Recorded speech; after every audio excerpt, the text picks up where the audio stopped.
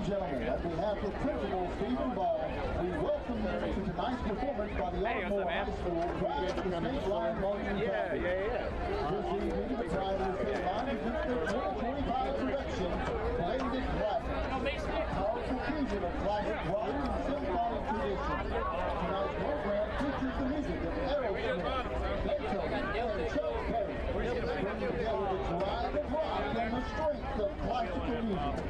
The Pride of the State Line is under the field command of drum major Mason Lee.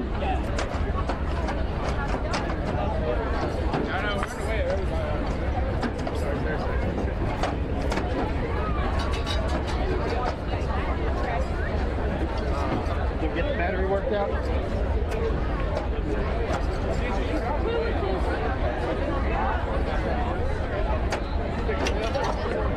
Oh wait, yes. But don't give me the off tonight. It's all on. Don't touch it. It's all on. The car's not. It is. Somebody just hit the button over here. That's good. AC is off. It's gone. Okay. It has power. That works. Okay, you guys gonna get it though? We're on. I'm just sitting here. I was bringing out like, no, we're on. I've already set it up. It's good. Yeah, we're on. They're doing the halftime at the start. All right,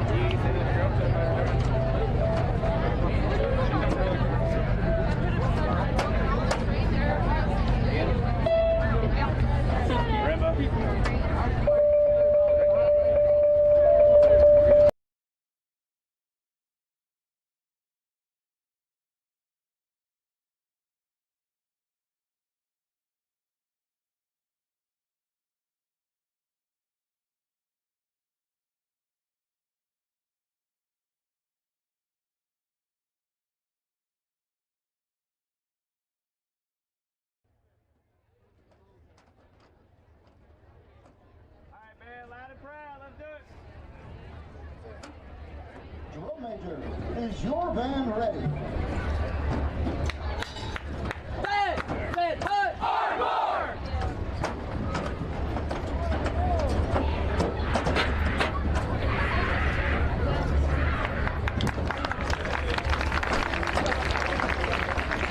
And now, under the field command of drum major Mason Lee, please welcome the Pride of the State Line. Red.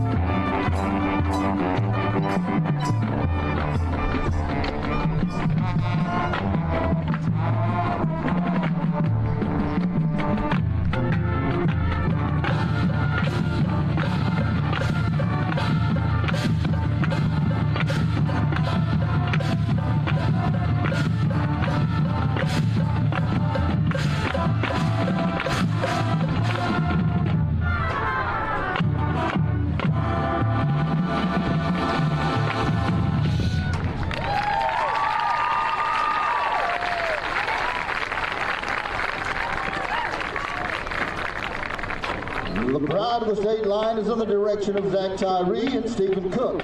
Our color guard sponsor is Lori Payne, and our percussion instructor is John Copping. The pride of the state line band captains and officers are drum major Mason Lee, band captain and low brass captain Blake Talbot, woodwind captain Aiden Brooks, high brass captain Owen Burgess, drum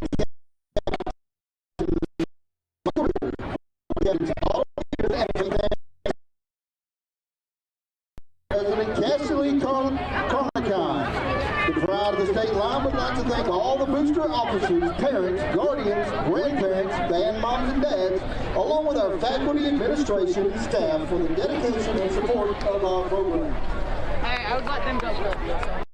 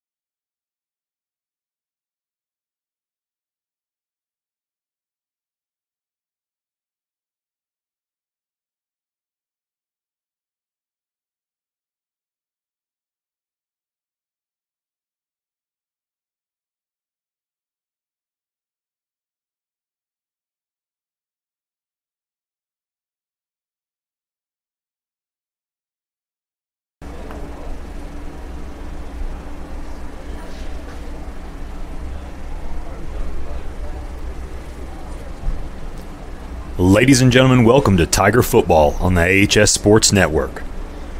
Thank you for joining us for a beautiful evening here at Cooper Field on the campus of Ardmore High School. Lights are on, fans are out in full force, and it's a beautiful night for the homecoming festivities.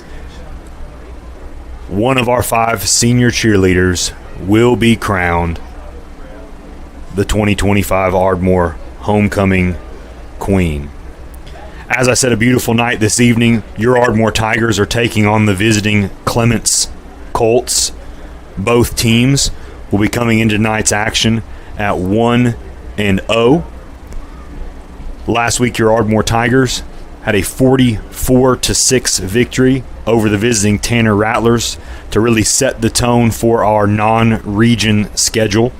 Second non-region game tonight against Clements as we head into region play next week when the visiting Priceville comes and visits us here at Cooper Field. My name is Patrick Cornell. I will be with you this evening. I would love to say that my partner in crime from last week, Brian O'Donnell, will be here, but he will be away this week, hopefully rejoining us next week in the booth. But you will have me this evening as we go through the game and the homecoming festivities. Last week against Tanner, your Ardmore Tigers set the tone early. We had a kickoff return touchdown, a defensive safety, and an offensive touchdown within our first 2 plays. We're up 16-0 before we know it, and it was just a fast start. You know, I had the pleasure this week of sitting down with Coach Snyder, taking a little bit of his time, and getting his take on last week's game against the Tanner Rattlers. Let's see what Coach Snyder had to say about last week's game, and we'll come back to me here in a minute.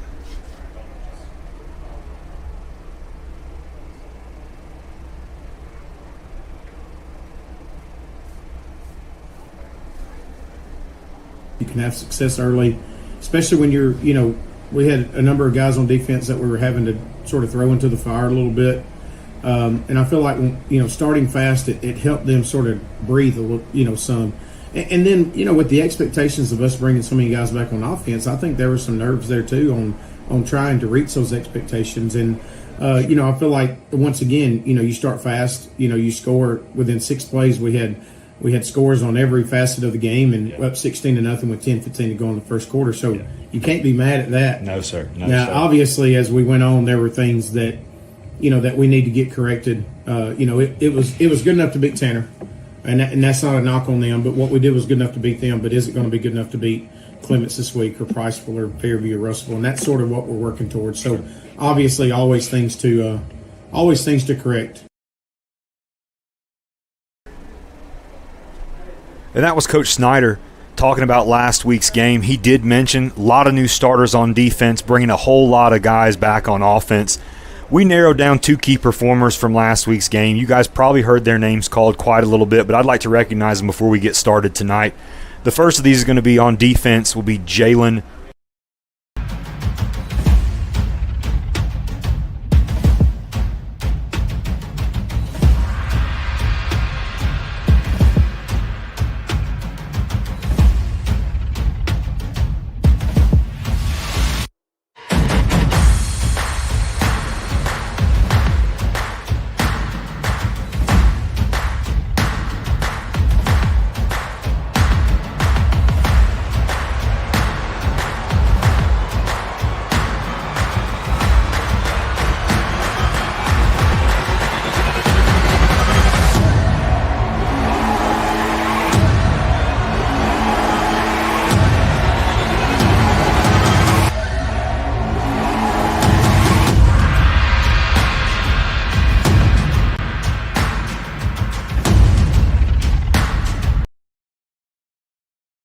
Heck of a job last week by you, young man. Really looking forward to seeing you this week. And on offense, we'd be remiss. Again, if we don't call his name every week, it's going to be a tough one for the Tigers. Mr. Noah Stafford. Noah had an 85-yard kickoff return to open the game, 35 all-purpose yards, a receiving TD, 3 tackles, 2 assisted tackles, and an interception. We fumbled the opening kickoff, but, man, look at that coverage right there, and he's gone, taking it to the house. As you see Caden Hazelwood putting the finger up at about the 40, he knew he was gone. Great start to the game. Alex King's going to receive the ball right here from Snyder. Little pass out here in the flat. Noah's going to make a man miss right here. Boom, walk into the end zone, setting the tone for our Tigers as we move forward. Here he is again. Ball going to King. Pass out to Noah, and another big gain, just setting the tone, yard after yard after yard. And again, he can't just do it all on offense, but also does it on defense right here. Big interception.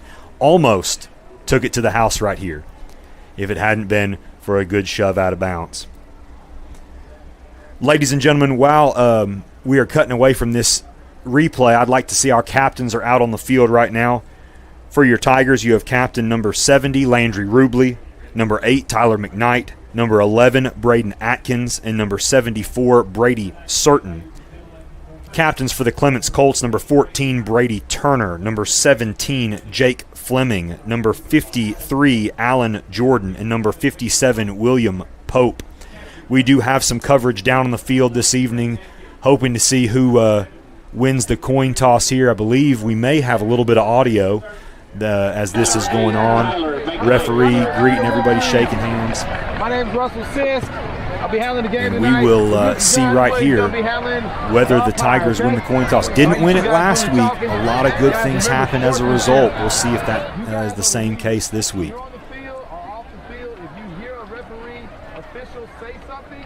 should repeat it. Especially when we have thrown a flag. Do y'all understand what that means? We don't want to spend time out here throwing flags, okay? It's up to you guys to prevent that stuff and let's play football.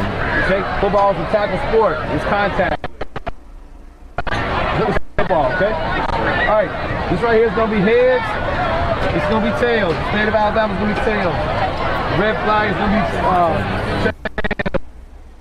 heads. Alright, heads. Alright, what do you want to call? Make it loud enough so Mr. Underwood can hear you. Heads.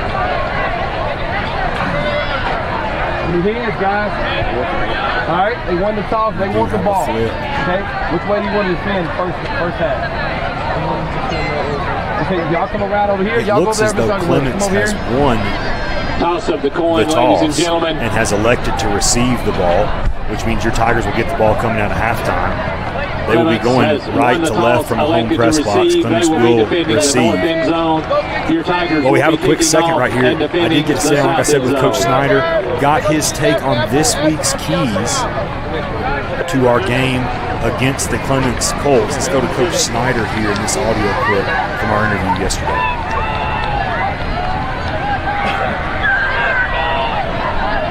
We have to ensure that we don't just think we can show up and win football games. You know, we have to approach each game with the same mentality, like if it was a state championship game or if it was a fall jamboree. You know, we don't really look at opponents. I mean, we practice for them, but we really focus on ourselves more than anybody else. But you know, within that, I'm not crazy to think the kids don't know who we're playing and don't know the history behind, you know, different things going on. And you know, I hope our kids understand that, hey, you know, there's not many teams out there that are to the level of just show up and you're going to win because of your name. You know, we're definitely not there. We have to prepare each and every week well, no matter who the opponent is.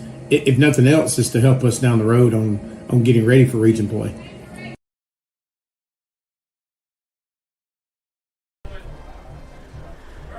And that was Coach Snyder. As you saw in the camera view, both teams have taken the field, and at this time we will transition down to the Ardmore High School Band as they play our national anthem. At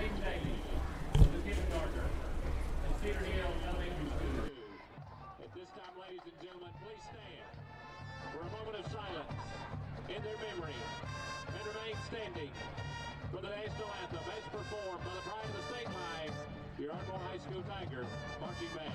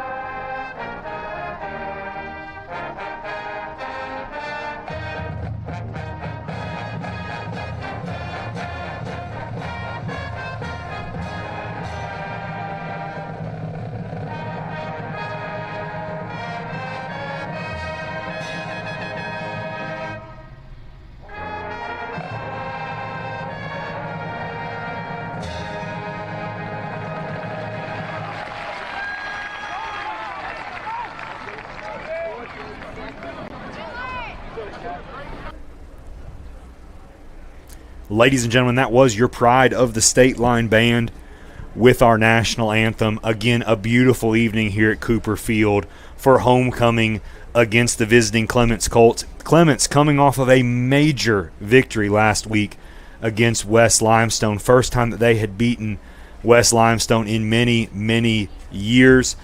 Looking to see if they can carry that over against the Tigers tonight, and we are looking to try and go 2-0 in our non-region games before we get into our region play. Ladies and gentlemen, we'll have Gabe Alejandro doing the kicking for your Tigers this evening. Again, kicking right to left from the home press box. Back deep to receive for the Colts, we have number 2, Hayden Tucker, and number 3, David Holloway. Alejandro in the left hash. Last week against Tanner, he seemed to keep it pretty straight along the hash. Don't be surprised if we see Tucker here with the opportunity to return.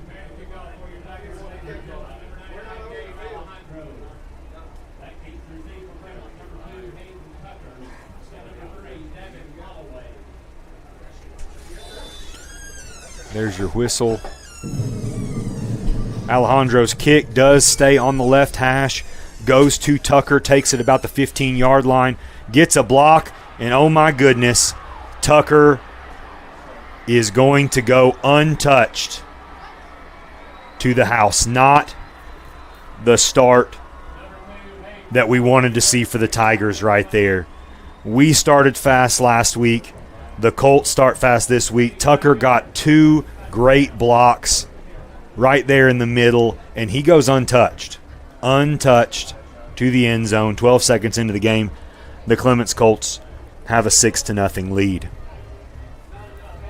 No penalty flags on the field during this time period. Well, we do have a penalty flag, at about the 35-yard line. Do not know if that's going to be a penalty after the play. A lot of jumping around on the Clements sidelines. I don't know if that's going to be a sideline warning or if that's going to be something that happened complete other side of the field here. I'm assuming it's after the play. Maybe this will affect the extra point. We'll see what happens right here. Going to be a sideline warning, obviously. The first one of these, so not a penalty against Clements, but if it happens again, they will get a penalty on the next time. So for Clements at this time, we are going to see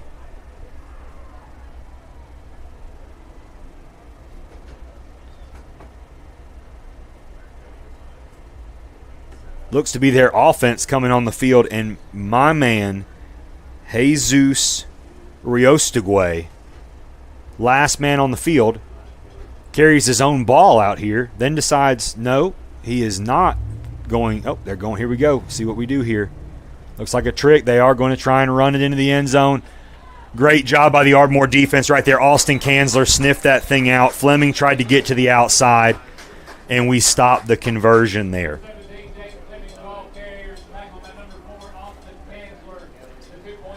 11:48 to go in the first quarter, and it is 6-0 Clements. Ladies and gentlemen, I would be remiss if we did not thank our 2025 championship sponsors of Ardmore Football: Wesco Incorporated, Ardmore Auto, Douthit Construction, Ruderman, Woody Anderson Ford, Elite Sanitation, Jarrett Walker Construction, Butler Realty, North Alabama Bank, Mark Lee Insurance, First National Bank, Ardmore Cabinet, and Fowler Auction. Thank you for all that you do for Ardmore football and for Ardmore as a whole. Well, ladies and gentlemen, that is not the start that the Tigers anticipated coming out of the opening kickoff. But again, as Coach Snyder said, this is the time of year where you want to face a little bit of adversity. You want to see what the guys are made of. You really don't want to let in an open kickoff like that going in untouched. But at the same time, good test for Ardmore. At some point this year, we will be playing from behind. I mean, I hope not, but I'm sure we will be. And so this is a good test. We have Stafford and Atkins back deep to receive. Number 18, Christian Perez, is on to do the kickoff duties for the Colts. Colts in the all-white uniforms. And I know that it's white and black, kind of reminiscent of Penn State right now out here on the field with these uniforms.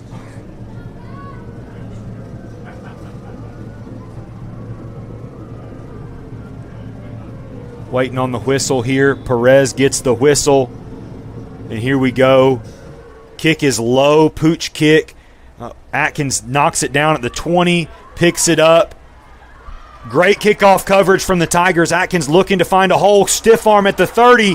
Atkins is broken free and gets forced out of bounds at about the 47-yard line of the Tigers. Great return right there for Atkins. as the ball tried to squib away at about the 20-yard line. Atkins really did a great job of sticking his foot in the ground and finding a hole here to get the Tigers started nearly in plus territory. Ladies and gentlemen, at this time we would like to recognize our offensive lineup for the Ardmore Tigers. At tackle, we have Will Seabolt. At guard, we have Brady Certain. Center, Landon Snyder. Guard, Landry Rubley. And tackle, Braden Billions.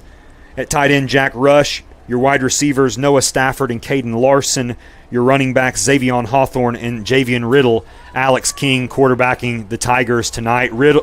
King's first pass intended for number 13, Caden Larson, broken up by number 9, Reed Putman. Very dangerous pass there from King. Looked to be trying to take a home run shot here. Love the call from Coach Wales. They punch you in the mouth, you punch them right back. Just looked to be read well by Putman, and that pass is broken up. Putman is a force to be reckoned with. You can't tell on camera right here, but this is a big kid out here on the outside. He towers over Noah Stafford, and he makes Braden Atkins look about the same. Oh, got a jump right there. Great job of the silent count right there by King, gaining a little bit of yardage back without having to do much offensively. As we said, it is great to have adversity. Okay, you don't want to play the whole season being complacent, because when that time comes, you want to know how you're going to handle things. The Tigers right now, they're going out swinging. 2nd and 5 right here from the 48-yard line of the Colts. And let's see right here what Coach Wales has drawn up. King hands the ball off to Riddle. Met in the backfield, broke away. Javian gains about 4.5. Tackle made by number 57, William Pope. Pope is a big figure right there on the defensive line for the Colts. 3rd down and short right here for the Tigers. Don't be surprised right here if at some point tonight, maybe not right now, but at some point tonight, if Alex King isn't asked to tote the rock right here. Big physical guy. Love him on the baseball field for myself. But big physical kid right here. See what he can do. Riddle gets the handoff, and he looks like he's going to break away, but he does get the first down. First down brought to you by CB&S Bank. It's going to be 1st and 10 Tigers from about the 33-yard line. Tackle made by number 14, Brady Turner. 1st and 10 for the Tigers. You love to see it. This is the type of game that we want to play. Clements is going to look to hold the ball on offense. So if we can keep them from doing something crazy again on special teams, if this is how we're going to be working the ball down the field, it could be a high-scoring game here for your Tigers.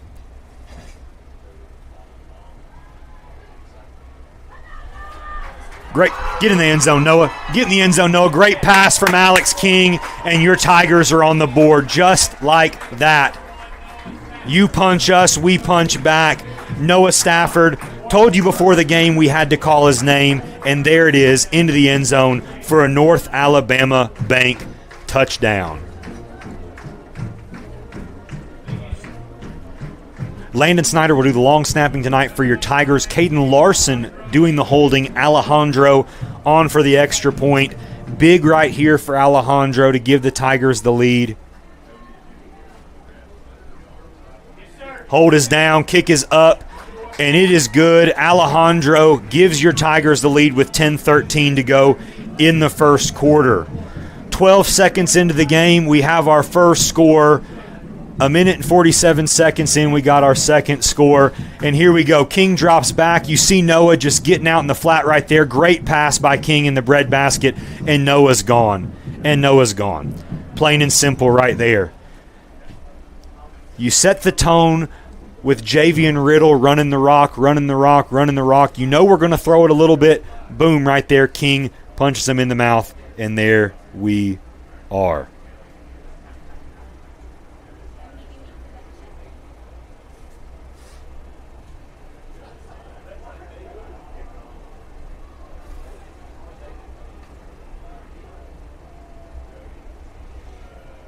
Alejandro on to do the kicking for your Tigers. This time kicking off from the right hash. Okay, interesting take right here. Tucker takes it back. Not going to kick to him. Davian Holloway over there on the right hash. We'll see what Alejandro does right here. Kicks have been pretty much along the hash for Alejandro this year. Let's see what we do right here. Great kickoff coverage. Cannon Lovell had the big block. Short kick right here.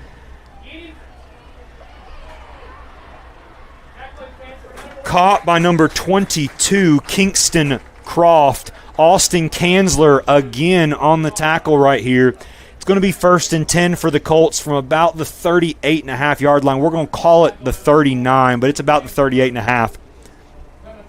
Your starters on defense at defensive end, number 8, Tyler McKnight. Your nose guard, number 79, Taylor Davis. Your defensive end, number 77, Landon Combs. At linebackers, number 4, Austin Kanzler. 25, Lucas Green. 9, Azriel Lozano. 21, Jalen Smith. Your corners are Ronnie Pilot and Noah Stafford. Your safeties at strong safety, Logan Newman and Braden Atkins. Brady Turner is the quarterback for the Clements Colts. We do have a penalty flag on the play. I told you folks, they punch us, we punch back, and right here, they're quaking in their boots a little bit right now. We've punched them, and they're not quite sure what to do. Miscue right there off the jump, backs them up 5 yards. Looks to be 1st and 15 from about the 34-yard line. We do have the referees here talking, not sure what they are discussing about.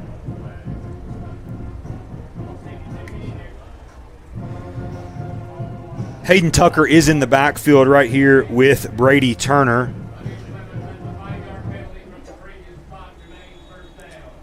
Davian Holloway, Kingston Croft out wide. Also have number 17, Jake Fleming, and number 9, Reed Putman.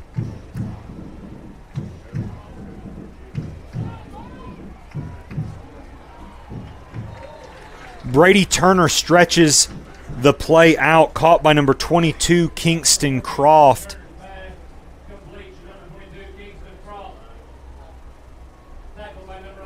Tackle made by number 11, Braden Atkins. That's going to bring up 2nd down and 6 for the Colts. They are going to go slow, guys. This is their MO. They want to limit possessions. They are not going to break the huddle until maybe 10 seconds is left on the play clock.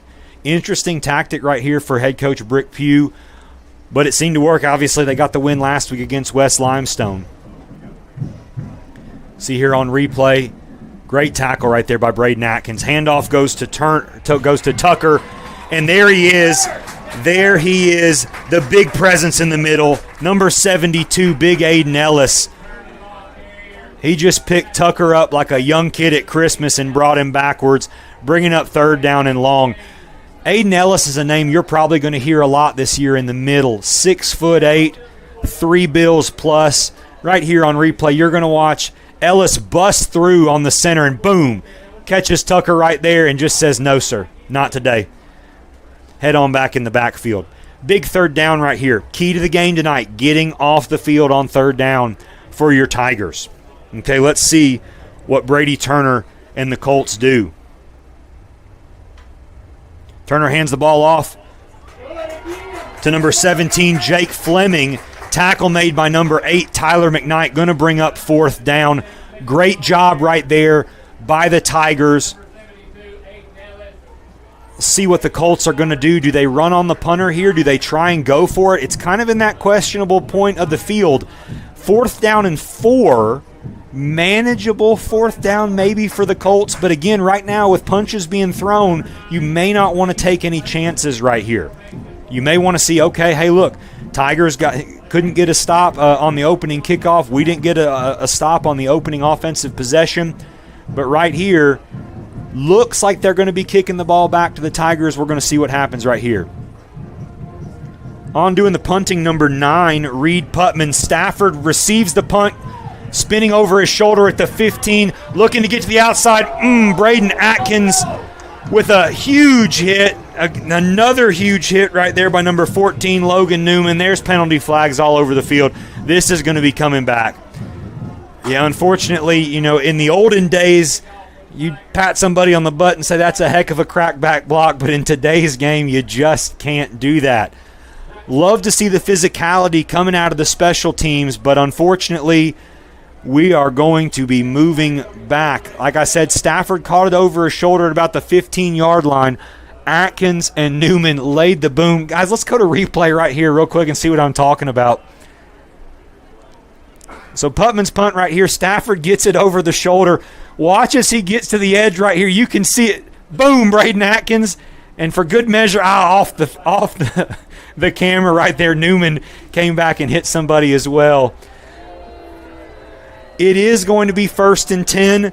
First down brought to you by CB&S Bank. We are going to be starting at the 9-yard line. You hate to see it. Again, just a few years ago, we're applauding them for a great block. In today's game, it just can't happen, unfortunately. Tigers are penalized. We start at the 9-yard line.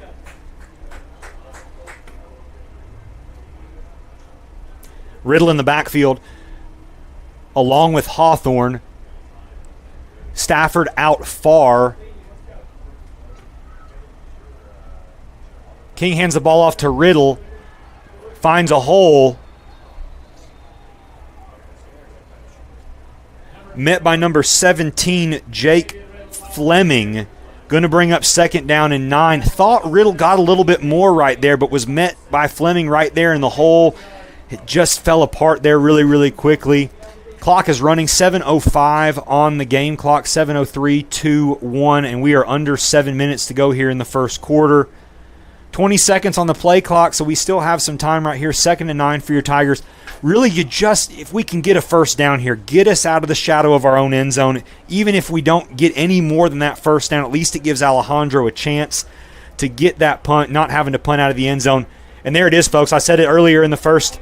Alex King sticks his foot in the ground, gets across the 20. Great job, Alex King. First down, Tigers. CB&S Bank, first down. Forced out of bounds right there by number 14, the opposing quarterback, Brady Turner. Going to be 1st and 10 for your Tigers from the 23-yard line. Again, King, big physical quarterback. You love the 2 running backs that we have, but Alex King carry the ball. It's a nice change-up. Big lead block right there from your running back, and your Tigers are in business.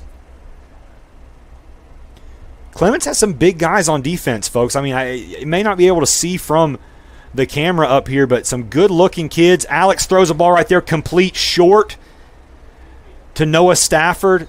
Oh, they're calling it incomplete. No, sir. I'm not a big fan of that. Yes, sir. We have the line judge, the close line judge over here. I think we're going to get that overruled. From my angle, and I had the best angle on the whole field, that Stafford gets his hands underneath the ball. Again, down angle coming from King. Didn't get as much underneath it as he wanted, but we are going to call it a catch. That's a great job by the line judge over here. Coach Snyder obviously hurrying down there. Going to bring up 2nd down and 6.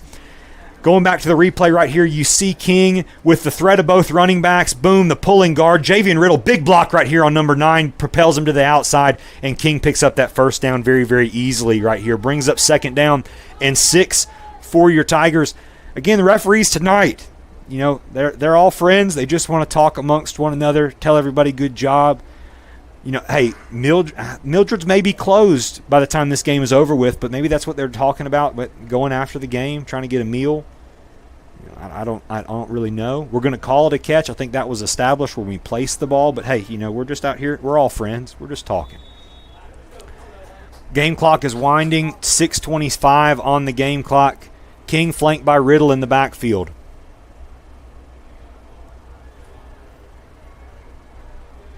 Steady diet. Boom. King, Stafford, CB&S Bank, first down for your Tigers. Folks, let me tell you what. Noah Stafford is a name that you've got to know for your Ardmore Tigers. I love to hear his name being called on the baseball field, but on the football field, he is a dynamic playmaker. 1st and 10 for your Tigers from the 42. Look at my man Luke Snyder getting off the field, changing the ball out right there, pumping them arms and getting off the field quickly. Great job by our hydration specialist and ball boy Luke Snyder.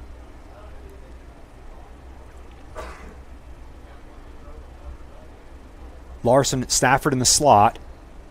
King hands the ball off to Riddle. Great jump cut right there. Riddle breaks a tackle. We do have a penalty flag being thrown. Riddle looks to be down at about the 48-yard line. tackle finally made right there by number 26, Seth Rezak, but we do have a penalty flag that was thrown early. Looked to be maybe in the area of holding.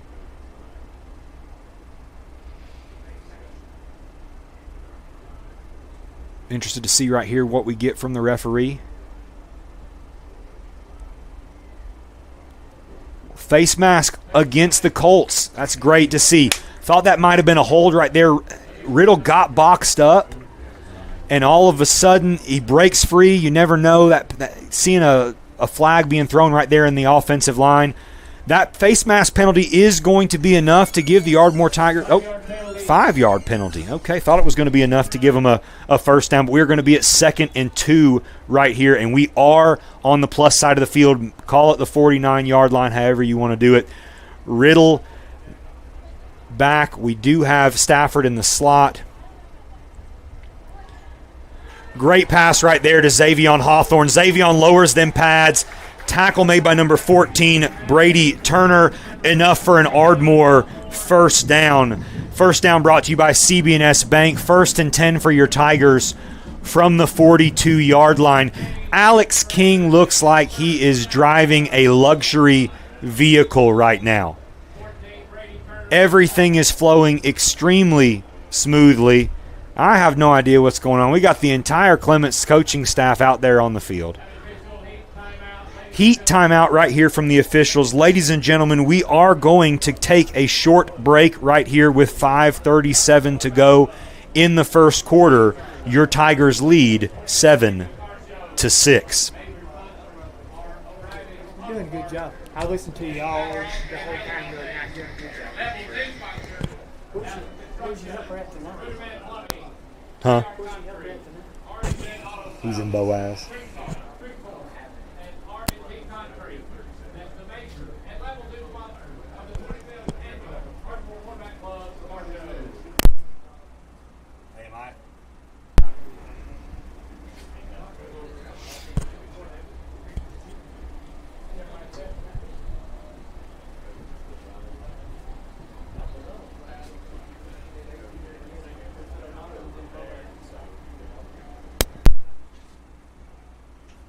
Heath, are we good? Are we back? Am I live? Do I need to talk? Okay. 1st and 10 Tigers from the 42-yard line. Folks, I'm not sure if I'm back with you. I may have been talking that whole break. Who knows? Just happy to be here with you this evening. Snyder with the snap to King, looking to drop back to pass. Oh, lay it in the bucket again for him. There it is. Noah Stafford into the end zone for a Tiger touchdown. 42-yard throw and catch right there from King to Stafford. North Alabama Bank touchdown. And let me tell you what right now, folks.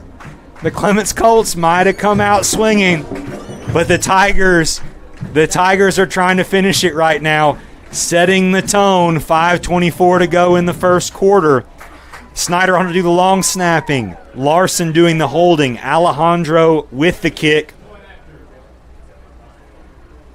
Alejandro's kick is up.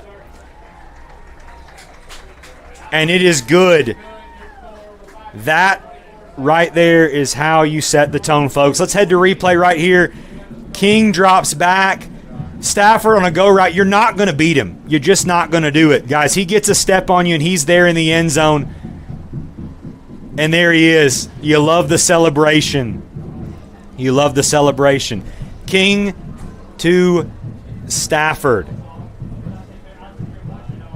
Folks, it's exciting. It's exciting to watch it from up here in the booth, knowing that I get both of them on the baseball field in the spring as well. You're going to be seeing King and Stafford throwing to each other quite a little bit as well this spring for our baseball Tigers.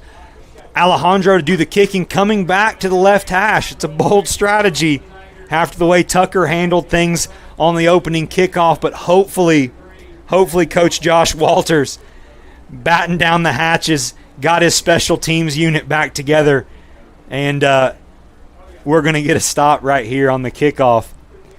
Again, Tucker and Holloway back deep to receive at about their own 10-yard line. Tucker's a little bit deeper than that. We'll see. Alejandro may pooch kick it again. On that right side, you have Reed Putman and Moreno, Alex Moreno over there, looking to be what Alejandro might do again. Worked last drive, put our defense in a great position. We'll see what happens right here. Kick goes to Putman. He fair catches it. Fair catches it at the 29-yard line. No return for the Colts. That's fine. I love to see where our defense is going to start. You got them pinned deep right here. Defense playing very, very confidently. Our offense is doing essentially whatever we want to do. King has the keys to the car right now and can drive it anywhere he wants.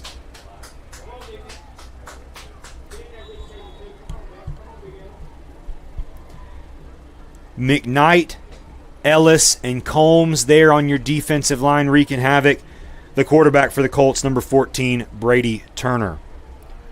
Turner hands the ball off to Tucker, trying to stretch it to the outside. Great tackle right there. There he is, folks. We talked about him in the pregame. The only underclassman on the field right there, number 21, Jalen Smith. You're going to hear about him again tonight, folks, making his presence known. 2nd down and 13 here for the Colts. Jalen Smith flying around just like he did last week. Caden Kyle out here on the field on the far side with Braden Atkins. You have Kanzler, Larson, Pilot, Lucas Green, Lozano. Fumble, ball's on the ground. Big Aiden Ellis, look at him. He's not just a big body, fleet of foot. And he recovers the fumble. That is going to be an Ardmore Telephone Company turnover. Ladies and gentlemen, the rich just get richer. And your Ardmore Tigers are in business at the Colts 24-yard line. Coach Wales seems to have the foot on the gas tonight. I don't know what has gotten into your Tigers, but maybe that's all we needed. Going back to replay right here, a name we heard a lot last week, tried to stretch it out. Jalen Smith gets off the block. Great job not getting a horse collar, bringing him down and setting it up for Ellis to be able to get that fumble recovery. King catches the ball. Oh, looked like we were going to him again. King looks to, oh, there it is. He slides down about the 17-yard line, but it's going to be a hold. Going to be a hold that's coming back here on the Tigers.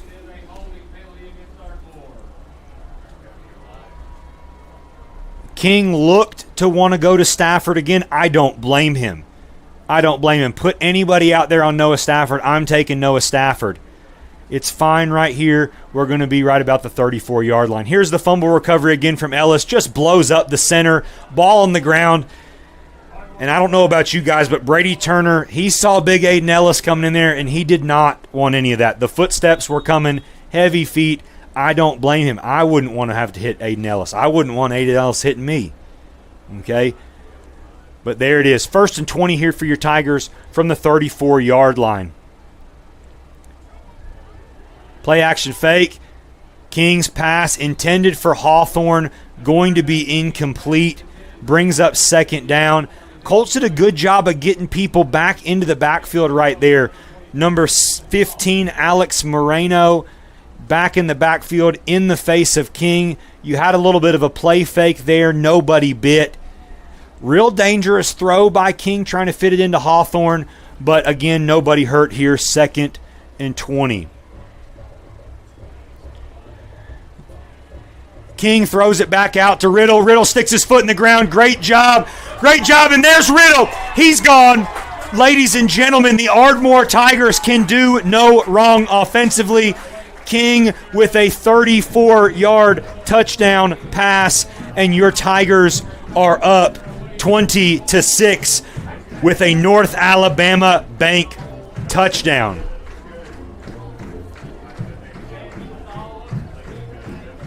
Snyder to snap, Larson to hold, Alejandro to kick. Ladies and gentlemen, I love saying it. Snyder snapping, Larson holding, Alejandro kicking. You know it's going to be a good night for your Tigers if you're hearing those three names being called.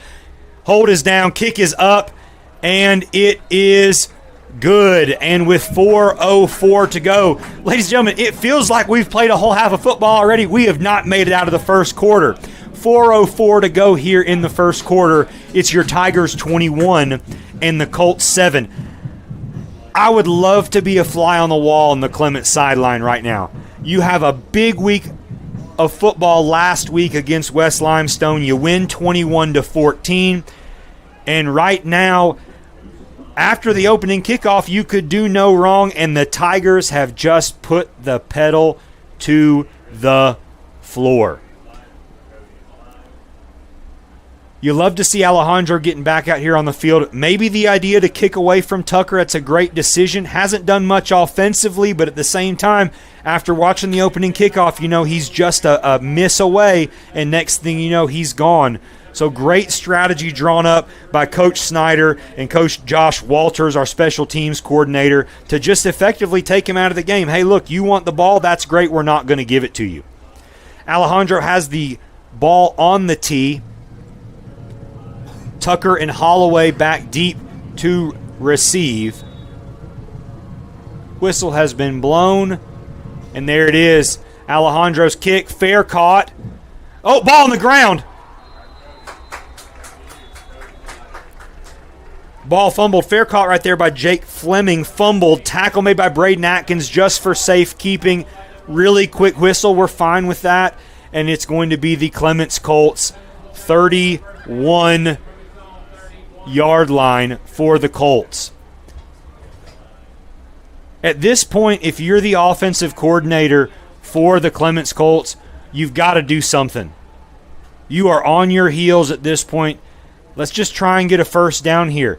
If I'm the Tigers defenders, I have my ears pinned back and I am doing anything I can to try and make an impact play here. Let's see what Brady Turner and the Colts offense has to say right here. He hands the ball off to Tucker. Tucker sticks his foot in the ground, met almost immediately right there by Landon Combs and Azriel Lozano for a short gain. Going to bring up 2nd down and 8 for the Colts. You love to see the defensive line flying around. Obviously, we are a little bit oversized. You do have big 57 William Pope over there at left tackle. Landon Combs makes easy work of him, fights off the block, and gets to Tucker. Again, you have Turner flanked by Tucker. Wide, you have Putman, Croft. On the near side, you have Fleming. Handoff again goes to Tucker. Braden Atkins comes up, slows him down. Landon Combs, great job sticking your foot in the ground, young man, and getting downfield to make that tackle. Brings up 3rd down and 4 for the Colts. Tigers flying around all over the field. Taylor Davis coming off. Big Aiden Ellis coming in for this 3rd down. Ladies and gentlemen, you watch that center. He's not going to want Aiden Ellis coming at him here on 3rd down. Don't be surprised if you see Aiden Ellis in the backfield wreaking havoc right here. Let's see if the Tigers can get off the field here on 3rd down, because again, the key to the game for the Colts, obviously not wanting to get punched in the mouth early, but they want to hold possession. They want to keep the Tigers off the field, especially the way that we're scoring tonight. Turner takes the ball, fakes the handoff. Aiden Ellis is in the backfield. They run a little screen right here. Great job right there, Austin Kanzler, and brings him down right about the line of scrimmage to bring up 4th down. Going to be 4th and 4 from the 37-yard line of the Colts. Little early in the game, maybe for Coach Brick Pugh to think about going and doing something drastic right here, but at the same time, with the way that this juggernaut of the Tigers offense is going, you wonder if maybe a fake happens right here. Putman on to do the punting. We do have Stafford back at the 35-yard line. He's slowly backing up about the 33-yard line. We are playing it punt safe. Nothing crazy here. Ball gets back. Short punt. Stafford's going to clear it out, clears everybody out. It is going to be down at about the 33-yard line. Going to set up a CB&S Bank 1st down for your Tigers. Folks, I don't know about you guys at home. We've had a fast start. It couldn't be a more beautiful night for football here at Cooper Field at Ardmore High School. The lights are on. The crowd is electric. And your Tigers are doing what we saw them do last week against the Tanner Rattlers, setting the tone early and trying to just keep that foot on the gas until the coaches say enough is enough. 1:29 to go in the first quarter. King back out here on offense. Hands the ball off to Riddle. Great job, Rubley. Great job, Certain pulling. Riddle runs hard. About a 12 or 13-yard gain right there for Riddle. CB&S Bank, first down, and your Tigers are off and running. Going to be first down and 10 from about the 47-yard line. If it ain't broke, don't fix it. Hand it back to Riddle. Riddle follows his block from Rubley. Great lead block right there from Landry Rubley. Riddle runs for about 9. Oh, we're going to call it a first down. Yes, sir. Riddle gets to the line to gain. And it's going to be a CB&S Bank first down. We're going quick. We're going quick. Keep punching them. Coach Snyder, Coach Wales, they are throwing haymakers right here. We have a whistle. Might be just enough to get the chain gang set up. They do call it a first down from the 43.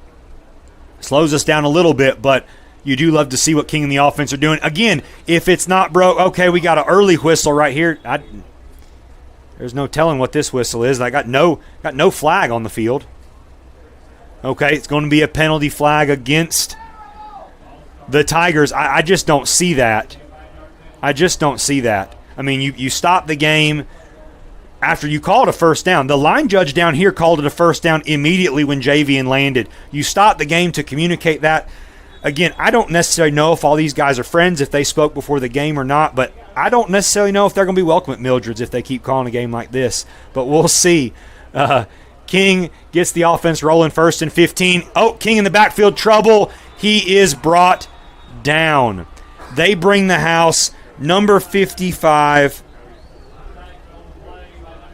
Cannon Lovell is going to he's going to sack Alex King there in the backfield. That's going to bring up second down and what looks to be about 22 or 23 yards. Coach Snyder and Coach Wales told me this week the Colts do love to blitz, and if they time it up just right, which they did on that last play, it's going to be difficult tonight for your Tigers. King stretches the pocket.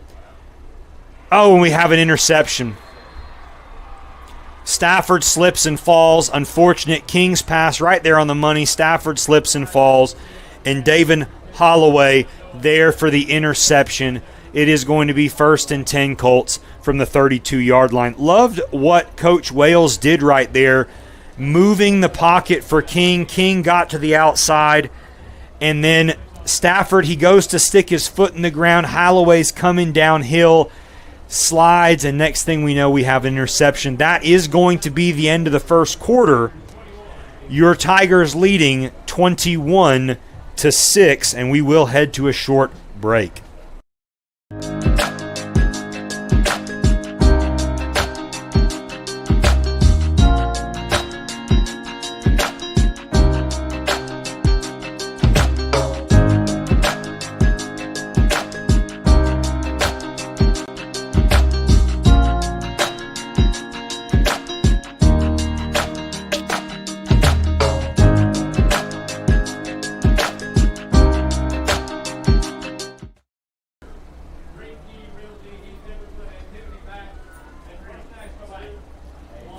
Ladies and gentlemen, thank you for that short break. We are back here at Cooper Field.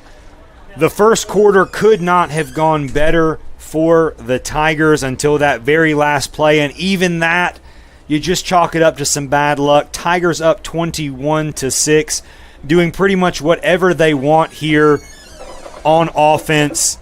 Let's see what the Clements Colts do. They haven't done much. They've been on their heels most of the evening. Our defense has done a great job keeping them off balance offensively. But as we have Brady Turner running back out here with the offense, after our first offensive turnover of the year, second turnover of the game, our defense looking to put the ball back in the offense's hands. Smith, McKnight, Ellis, Combs, and Kanzler along the line. Lucas Green and Azriel Lozano there in the middle. Quick little slip screen right there. Austin Kanzler sniffs it out. Unfortunately not able to make the tackle. A group of Tigers brings down number 3, David Holloway. Going to bring up 2nd down and 10. Austin Kanzler, great job of sniffing that play out. They did have a block, but had it not been for Kanzler sniffing that out, maybe they get a little bit more yardage. Kanzler boxed him up, and next thing we know, it is 2nd, and we're going to actually back it up just a little bit, call it 11. 2nd and 11 here for the Colts. Turner looking to pass. Pass is incomplete, intended for number 22, Kingston Croft. Great coverage over there by Lucas Green and Braden Atkins. Thought that was going to be intercepted. Thought we were going to see something similar right there. Croft slipping and falling, kind of trying to lay out for that pass. Atkins coming downhill very, very quickly, but that does bring up 3rd down and long for the Colts. Big time play right here if the Tigers can get off the field here on 3rd down. Fakes the handoff. There he is. There's our man Jalen Smith yet again in the backfield. Look for him when the time needs to be called. And there it is. Jalen Smith, big sack, brings up 4th down and long. Smith yet again gets to that far outside and just unblocked. He almost didn't know what to do with his hands. He was so wide open there in the backfield. Let's watch it here on replay. Turner with the play fake and just spins into, watch it right here. Jalen Smith just says, "Hello, sir. Thank you for padding my stats again this season," and he brings him down in the backfield. Reed Putman on to punt. The punt does go to Stafford. Stafford fields it about midfield. Short return, tripped up right there by number 14, Brady Turner. Stafford's going to return it to about the 37, 38-yard line. It will be a CB&S Bank 1st down for your Tigers.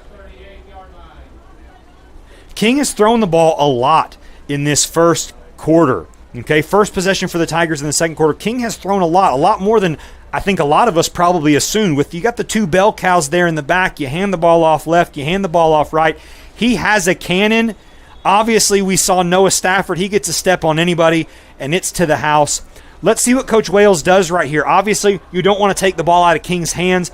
Unfortunate interception. But you also want him to build some confidence, especially going into region play next week. King gets the snap. Handoff goes to Riddle. He is met at the line of scrimmage by big number 57, William Pope. And that's going to bring up 2nd down and 10.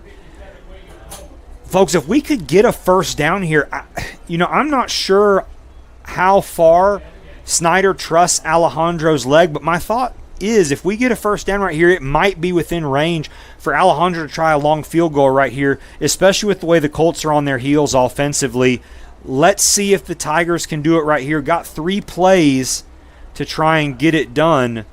I think it's 4 down territory here to try and get this 1st down. So we may not be trying to get it all back here, but getting a good chunk right here. King takes the ball. He keeps it. Great play fake. Unfortunately sniffed out right there.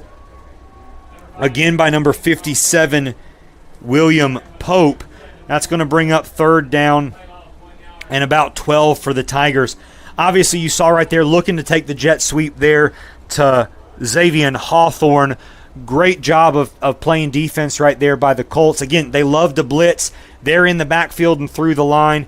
King doing all he could to try and get back to the original line of scrimmage. But unfortunately, he is brought down, and it's going to bring up 3rd and long right here from about the 40-yard line. King drops back. Great coverage. King throws a ball, and it is intercepted by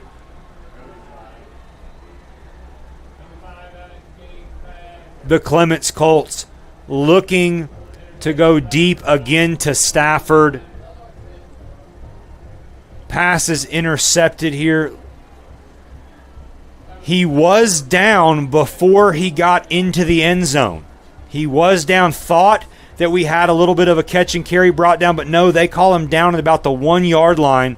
So, yes, we have a turnover right there. King, not a bad pass. Stafford looked to just be a little bit overthrown, maybe a step out of reach. Great job of recovering by the defensive back there for Clements. But right now, the Clements Colts are in the shadow of their own goal line. And ladies and gentlemen, you have big Aiden Ellis in there. And let's see what Clements does here. Okay, kind of going to their big package here in the back. You have Tucker back in the eye. And ladies and gentlemen,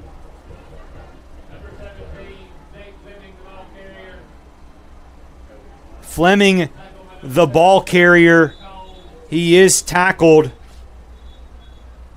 Brings up second down. We do have a Tiger down.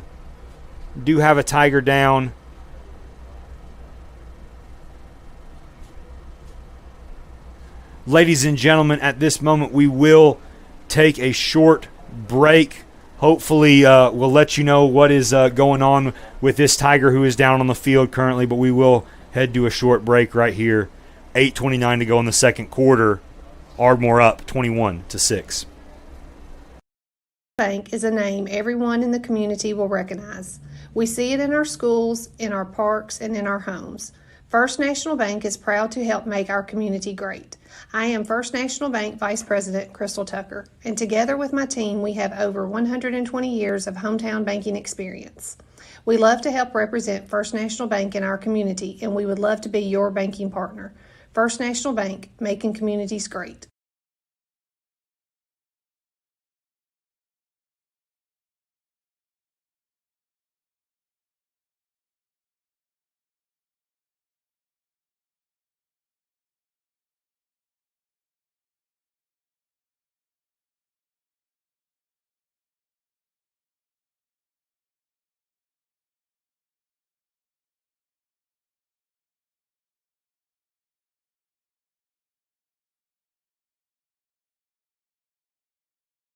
Down there, see that?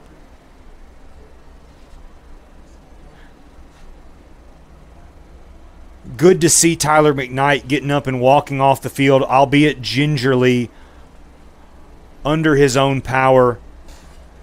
It looks as though the Colts did get out of the end zone on that last play. It's going to be second down. I can't tell if it's from the half-yard line, if it's from the 1 yard line. If they got out, it couldn't have been by much.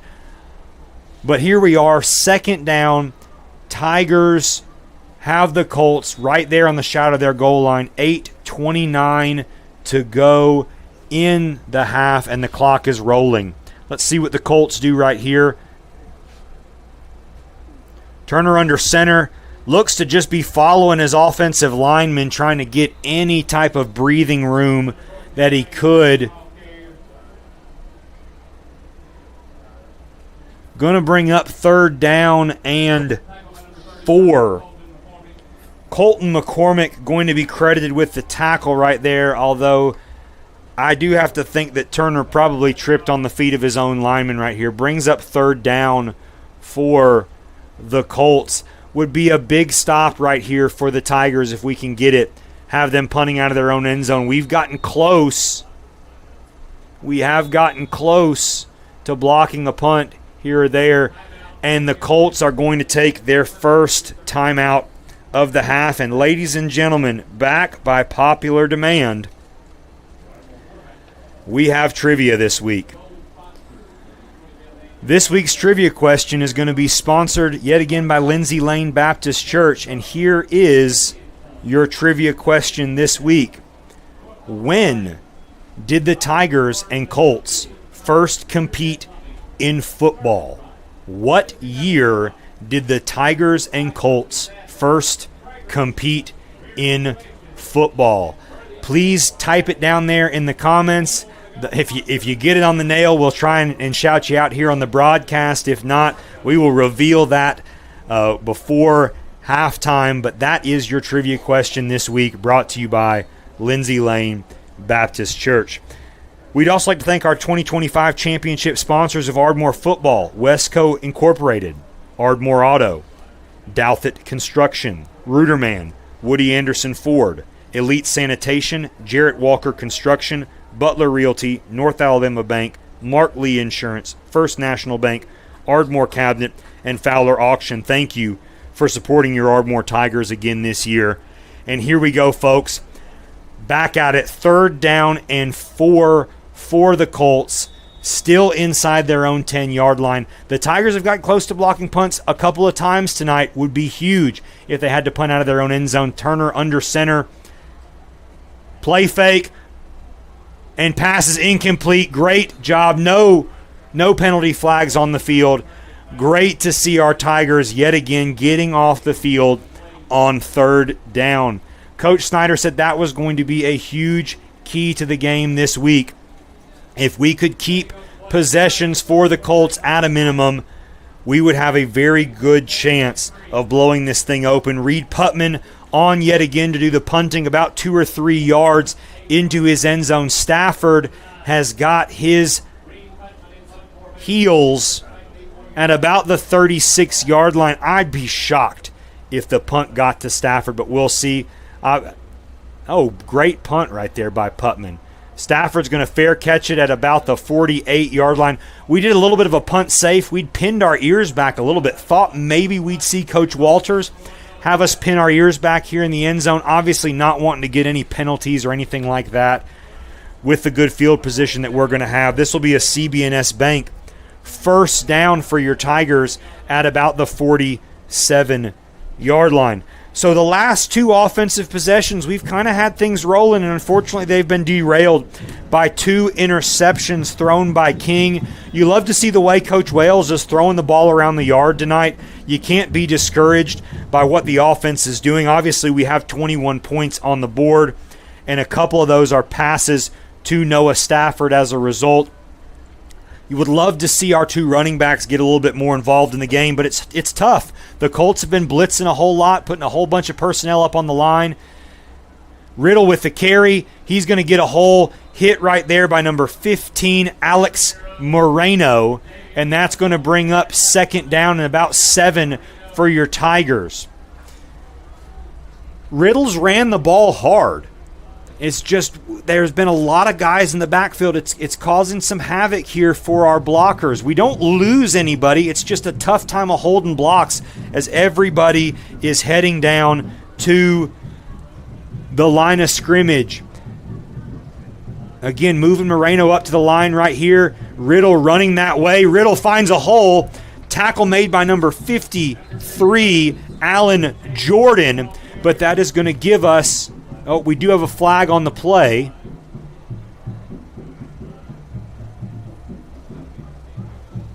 Flag at about the spot where Riddle hit the ground.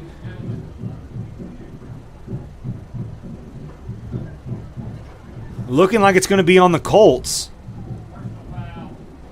Face mask. Guy, you love to see it. Looked like we're probably going to get a 1st down right there. Heading into our 3rd down and short right there, but you can't ever take 15 yards for granted. That'll be a CB&S Bank 1st down for the Tigers, setting us up at about the 25-yard line. Glad to see Javian Riddle running with a head full of steam right here as we look to try and punch the ball in the end zone. There it is. You get a jump off. Thought we were going to get a free play there. King did too, and he was about to let it fly right there. Larson and Stafford both there on the right-hand side, and he was about to let that thing eat and see if we could steal some points right there. We'll take the 5 yards, brings up 1st and 5 at the 20 into the red zone right here for your Tigers. But, man, would have loved to see what King could have done right there with Stafford and Larson trying to head their way into the end zone right there. King takes the snap. He's going to run, blocked by Certain, blocked by Rubley. We do have a penalty flag near the original line of scrimmage. I think this thing's coming back, unfortunately. Going to be a hold called on your Tigers. That'll back us up 10 yards. It'll still be 1st down. It'll be 1st and 15 from the Colt 30-yard line. We talked about it early in the broadcast. King does bring that element to be able to run the ball. Javian Riddle's a load in and of himself. Great job both pulling guards, Certain and Rudley leading the way. Javian Riddle, great block right there. Unfortunately, we had a hold behind the play, and it cost us. But Alex King may do that a couple more times this evening, especially with the success we've had early on of that. And he's a load in and of himself to bring down. Probably close to 200 pounds back there for our quarterback. Brings up 1st and 15. Handoff goes to Riddle, running along that right side. Good jump cut right there. Met by number 17, Jake Fleming. Looks to get to about the 27-yard line. Going to bring up 2nd down. We have a timeout on the field. Looks to be our second Heat timeout of the night.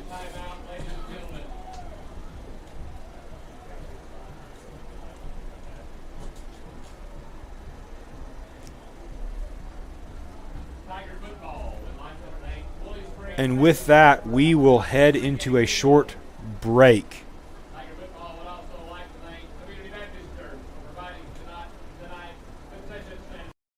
Bank is a name everyone in the community will recognize. We see it in our schools, in our parks, and in our homes.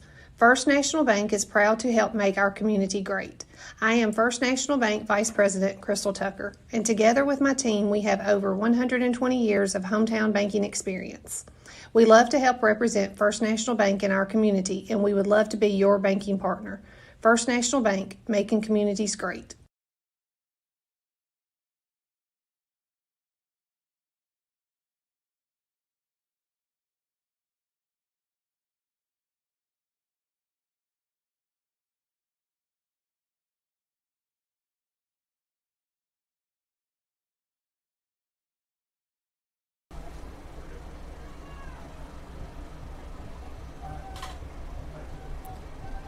Tigers back out on the field after the Heat timeout. 5:43 to go in the half. 2nd down and probably about 13. King on the play fake. Again, great job by, buddy. Ooh, buddy, right there. Alex King thought he was going to be brought down about the 40. Took a big hit. Tried to get the ball out of bounds. Thank goodness he hit the player from Clements in the hands because he dropped it. He dropped it. Straight up dropped it. That would have been interception number 3. But thankfully, the football gods have smiled on the Tigers right here, and we are at 3rd down and long.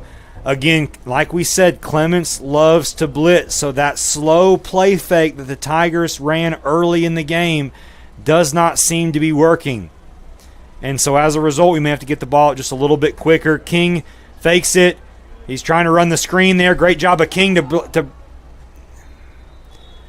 Stafford, unfortunately, out of bounds right there. Might have had Hawthorne down the field. Would have been a tight window to fit into. And that's going to bring up 4th down for the Tigers at the 28-yard line. Alejandro looks to be coming on right here.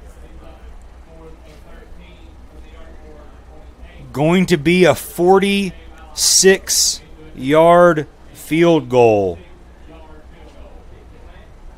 from the right hash.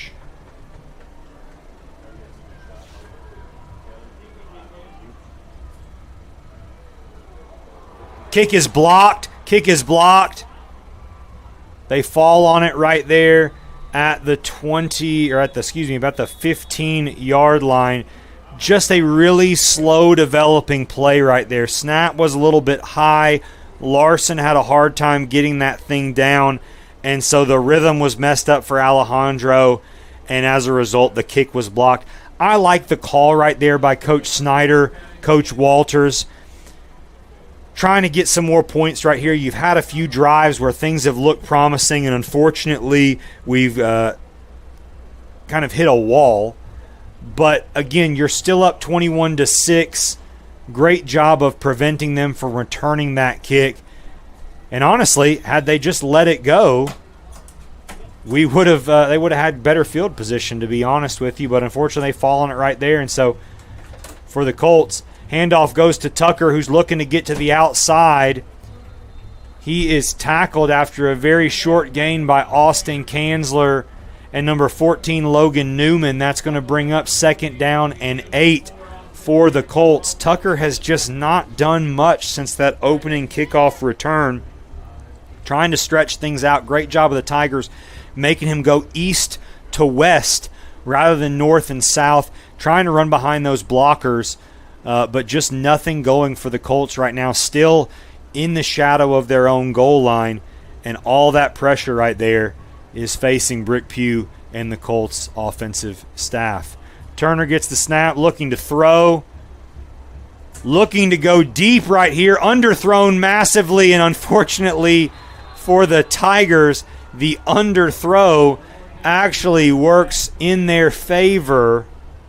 The Colts' favor, that is. Pass complete to Holloway. Tackle made by Stafford, but because it was underthrown, Stafford actually had great coverage right there, but it was so underthrown, Holloway broke off his route.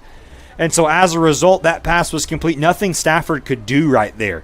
Okay, the only thing he could have done was get a pass interference penalty, and regardless, we're still just fine here. Tucker on the carry. Tackle made by number 9, Azriel Lozano. Great job, Azriel. Young, AZ getting in the backfield, bringing up 2nd down and 10. Big A Nellis coming back into the game here. Good to see Tyler McKnight back out there on the left side of that defensive line. He went down, if you remember, the last possession in the end zone, was able to walk off on his own power, but glad to see he's back out there and doing what he does best, disrupting that the right side of that offensive line for the Colts. Turner hands it off to Tucker. Tucker runs hard. Tackle made right there by number 29, Ronnie Pylant. Going to bring up 3rd down and 8.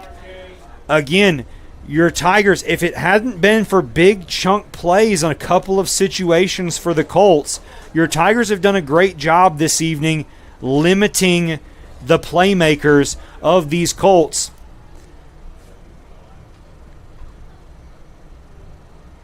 Turner with the play fake. Oh, great job right there by Austin Kanzer getting in the backfield.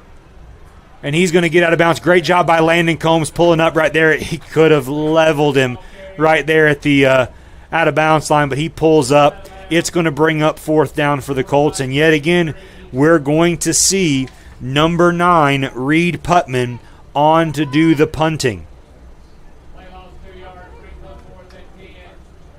Been a little bit stagnant here as of late for the Tigers on offense. It looked to have things going. I know Coach Wales is down there pacing the sideline, trying to figure out, we've had opportunities for a score. 2:52 left to go in the game. Can we hold it all the way to halftime? Because we will. If you remember, Stafford, great job going and fielding that ball, caught at the 35-yard line. If you do remember, the Colts won the toss. Rather than deferring, they wanted the ball. So right here, this could be a big possession for your Tigers. We go down and get some points, run a lot of time off the clock. We do get the ball out of halftime. Could be looking at a potential 14-point, 10-point swing right here if we manage this time well. 2:42 to go in the half. Ladies and gentlemen, do not forget, I know some of you guys may have to go to the bathroom. We may need to get another plate of food if we're at home. We have homecoming festivities tonight. Okay, one of our 5 senior cheerleaders will be crowned as our homecoming queen. I know who I think is going to win. I don't have any inside information, but you stay here with me. King fumbles the snap, looks to keep it. Great job of just maintaining the block right there by Jack Rush. King makes the best out of nothing and gains 7 yards. Very similar to what we saw with Noah Stafford last week. You fumble that ball, everybody gets past where King is at, and so when he picks up the ball to run, everybody's in pursuit of him. Jack Rush holds on to his block just long enough to let King get to that outside. 7 yards. Great job of avoiding crisis right there. Here we go. King hands the ball off to Hawthorne. Hawthorne sticks his foot in the ground. Almost a face mask right there. Hawthorne still churning those legs. Enough for a CB&S Bank first down for your Tigers. Tackle made by number 57, Will Pope. First and 10 Tigers from their 47-yard line. Xavion Hawthorne almost taken down in the backfield, sticks his foot in the ground, gets north and south, and just chugs those legs along for about 5 right there. Riddle running behind the block of Brady Certain. Riddle gets to the outside. That should be a horse collar penalty. Nope, nothing. That should be a horse collar penalty. He had his hand all up in his shoulder pads. Again, ladies and gentlemen, not to be too much of a homer right here. The line judge got some praise from me early in the game. Not done a good job since then. Riddle is going to give us about 6 or 7. Brick Pugh sprinting onto the field. My goodness, there's chaos all in the Colt defense. We're going to go back to replay right here, folks. You tell me at home. You tell me at home right here what you see. Riddle gets the outside. Folks, it's a clear horse collar penalty. You can't have your hands inside of the shoulder pads. Now, maybe they're saying, hey, because it was at the front. Again, if we're all about safety, okay, we're getting mad at crackback blocks with guys getting hit in the chest when they're looking at them. We're not going to call that. I'm just not a fan of it. Just not a fan of it. 1:08 to go here in the half. Your Tigers are chugging along. We are in plus territory. We are just inside the Colt 48-yard line. Second down and a long, we'll call it 4 here for your Tigers.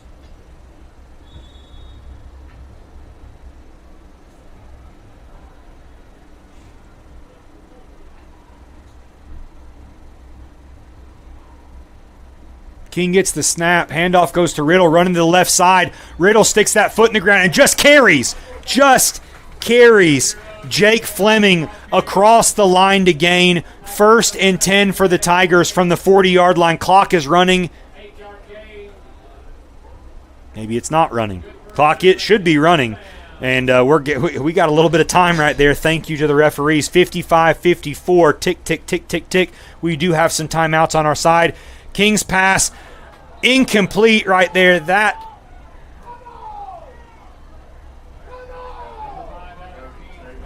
was a tough hit right there for Xavion Hawthorne by Moreno. We are going to call a timeout. Coach Snyder letting the line judge have it. Maybe that's why he can't find his whistle tonight, because he's having to listen to Coach Snyder in his ear. The referee, they couldn't figure it out going into the end of the first quarter, but here we go right here. King looks like to get on top of it right there. Extremely late and low hit right there from Moreno. I understand they're just playing the game, folk, but right here, it's just uncalled for. You're looking to do damage to a guy hitting in that low. You know, I understand going into the body. Good to see Xavion getting up right there. Probably just going to be a bit of a bruise. You know, these kids are competing. I'm not one to sit here and say anything malicious is going on by any means. But to me, if we're out here in the abundance of safety like we keep trying to say that we are in today's game, you just can't let it happen. I'd love to see this line judge maybe blow his whistle before the end of the half, but I just don't think it's going to happen. But I'm sure that Coach Snyder and him are going to have that post-game meal with one another and remind each other of how friendly they were in the game here in a couple hours. 47 seconds to go here. King, Riddle with the carry. Great lead block in front of him. Riddle gaining ground, brought down at the 30-yard line. We do have a penalty flag on the play, and it looks to be in the area where we might see a face mask penalty. Had a couple of those tonight for your Tigers. That was thrown from the back judge, who was on the other side of the field away from the play, and he's calling it a hold. I just don't see it. I don't see it right here. I don't know who is being held. I'd love to know who was being held. If you're trying to tell me that Moreno was being held, he was being held as he was backpedaling. And I believe in today's game they call that a block. But it is what it is. Here we go. 2nd down and 5 for the Tigers. 37 seconds. Clock is running. 34. We have a whistle.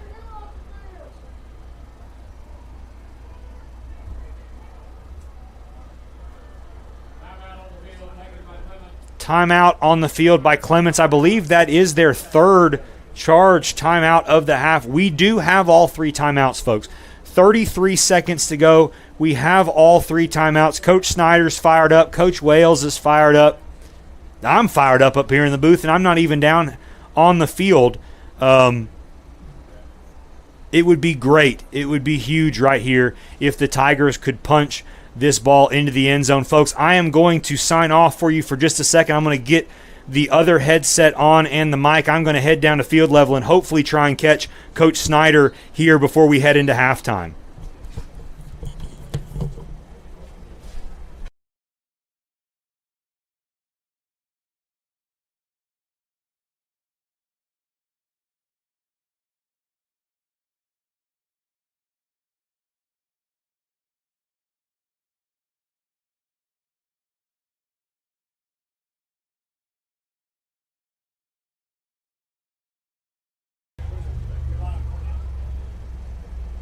Ladies and gentlemen, you guys are with me, and I'm heading down to the field. Noah Stafford tackled in the backfield about the 45-yard line. We have a timeout right here being called by the Tigers. And I am now down here on field level. It's going to be 3rd down and 14 for your Tigers here at field level. 26 seconds to go in the half.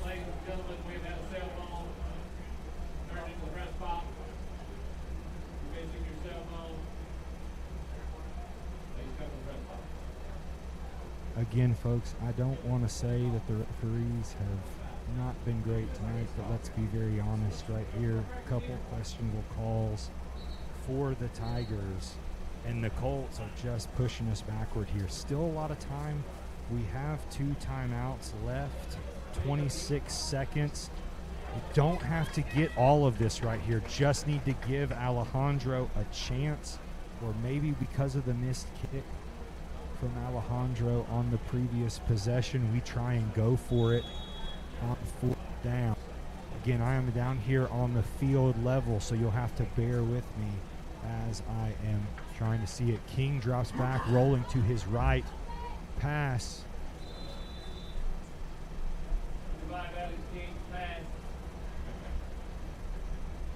Incomplete. 21 seconds on the clock. 4th and 15. Pass was intended for Stafford. And we're going to punt. We are going to punt. I don't know if you can hear that down here. We are going to punt. Don't blame the Tigers right here. 21 seconds, not much. We get the ball back after halftime, and so I think that's a big driving force in all this.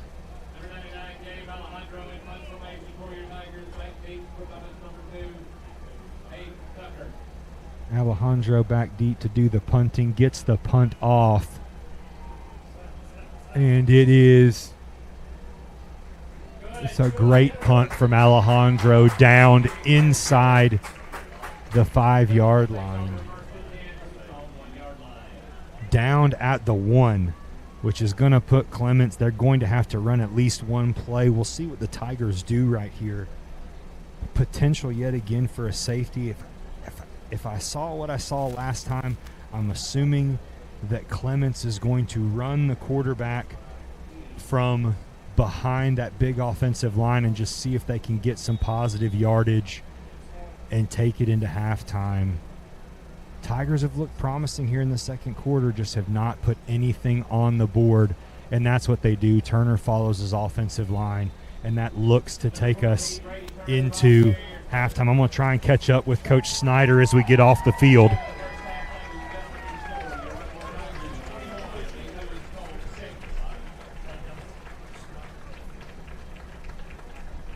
Coach, real quick, a couple takeaways from the first half against the Colts. Started out quick, second quarter slowed down a little bit. What do we got to do coming out of the half to turn things around? We got to stop turning the ball over. That's the biggest thing. I know we're trying to take chances, and I'm good with that. I mean, we just ran a wrong route, threw it where he wasn't, that we threw a deep ball. It wasn't like it was anything necessarily they were doing, but we got to stop turning the ball over, and then we got to get a better push up front. We're not blocking anybody. They're sending a bunch. I get it, but our job is to block people and find lanes. We're not sustaining blocks. We got to be better. Sure. Tigers get the ball coming out at halftime. Coach, you looking to start fast or just punch them in the mouth like we did in the first quarter? I'd love to start fast and then start punching them in the mouth. It'd be nice. Yes, sir. Thank you, Coach. Appreciate you.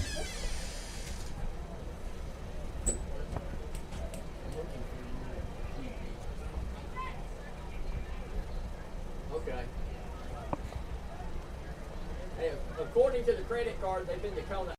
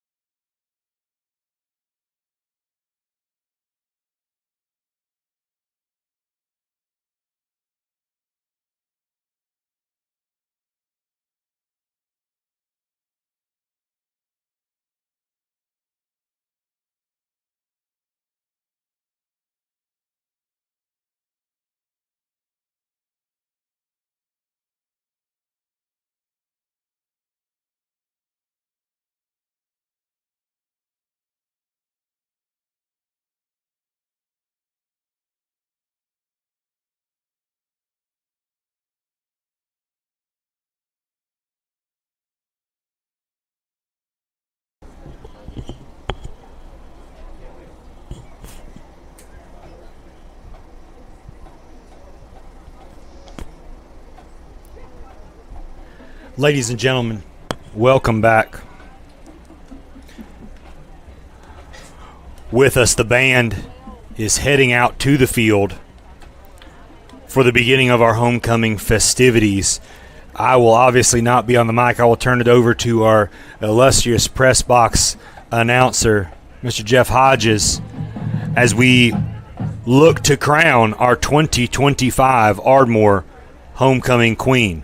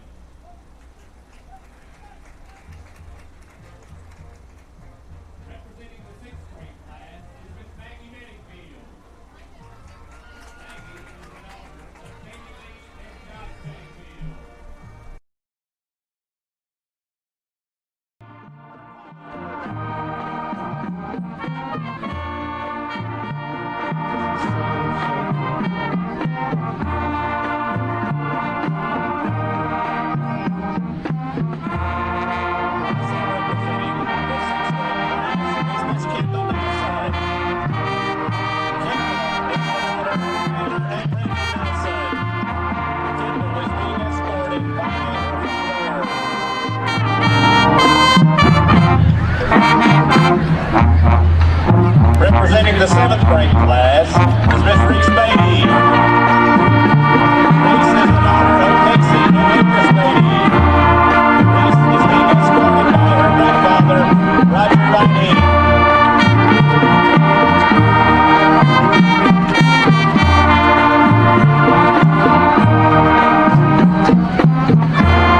Also representing the 7th grade class is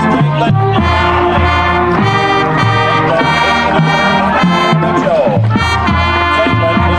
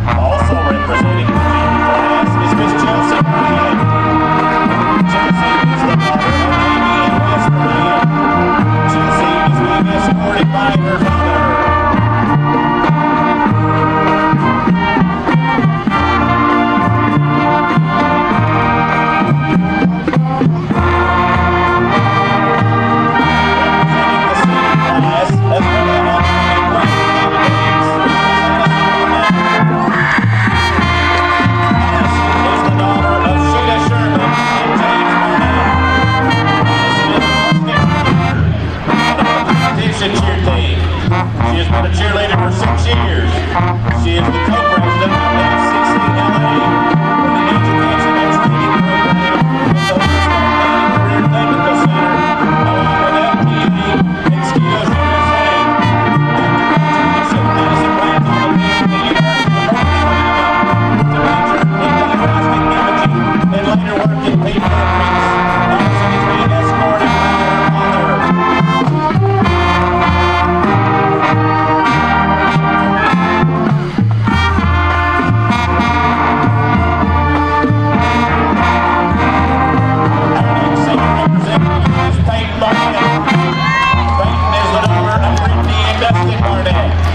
She is the SGA Vice President, a member of Limestone County Program, RMLA, National Society of High School Scholars, First National Bank Student Advisory Board, Peer Helpers, Union Staff, FCCLA, MMA, and FCE leader. Peyton is the co-captain of the Varsity cheer squad and on the competition cheer team. She was selected as an all-American cheerleader and tried out for Varsity staff. She is also on the Ardmore Girl Program. After graduation, she plans on attending the University of Alabama and obtaining a master's degree in psychology with a focus in forensic criminology. Peyton is being escorted by her father. Our next senior representative is Miss Marissa Gonzalez. Marissa is the daughter of Tamsin and Steve Gonzalez. She's the MMA president, a member of Peer Helpers, Senior Beta Club, First National Bank Student Advisory Board, New Alpha Theta, and an FCA leader. She's a happy member of the Children Highlands. Marissa is the captain of the Varsity cheer squad and a member of the competition cheer team. After graduation, she plans on attending Auburn University to obtain a degree in business. Marissa is being escorted by her father.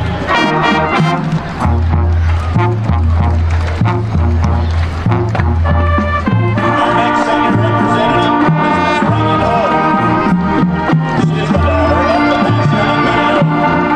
She is an MFA officer, SBA senator, member of the First National Bank Student Advisory Board, and FCCLA.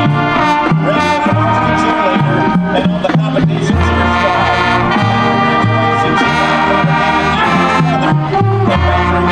Union Southern and majoring in marketing with being a general adolescent. She is being escorted tonight by her father.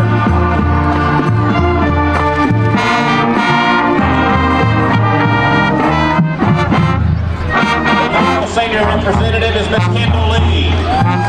Kendall is the daughter of Karen and Mark Lee.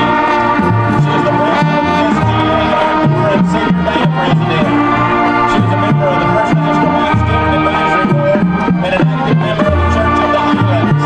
Kendall is co-captain of the Varsity cheerleading squad and on the competition squad. After graduation, she plans on attending the University of North Alabama and majoring in nursing. The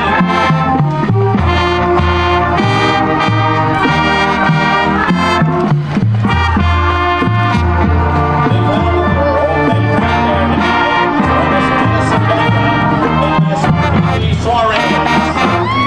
Addison is the daughter of Katie and Alberto Vega. Bibi is the son of Carla and Francisco Suarez. Addison and Bibi are in the first grade at Johnson Elementary School.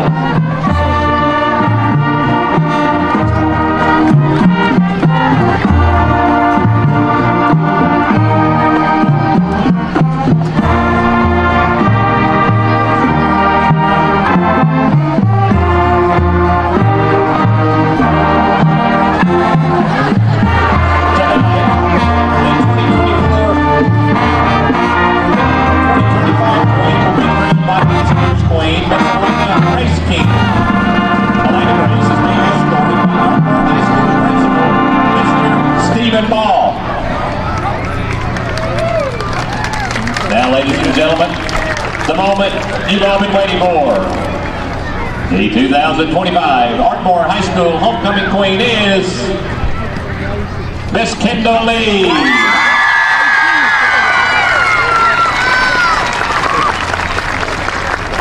Kendall is the daughter of Karen and Mark Lee. She is the president of the SGA at Ardmore and senior beta president. She is a member of the First National Bank Student Advisory Board and an active member of the Church of the Highlands. Kendall is co-captain of the Varsity cheerleading squad and on the competition squad. After graduation, she plans on attending the University of North Alabama and majoring in nursing. Our crown tonight, ladies and gentlemen, is courtesy of Hobbs Jewelers. And the Queen's Roses are courtesy of May Designs. Ladies and gentlemen, at this time, please stand while our band plays the Ardmore alma mater.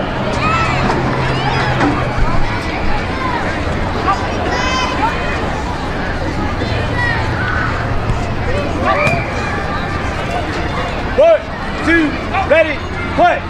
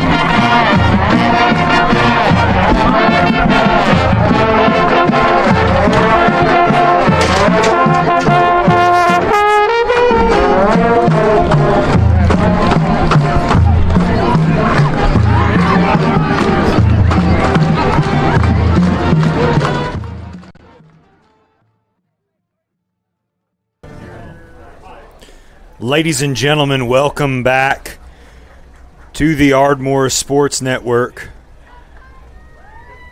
Miss Kendall Lee is our 2025 homecoming queen. Congratulations to her and all members of our 2025 homecoming court. A big shout out to last year's homecoming queen, Miss Elena Grace King, for coming back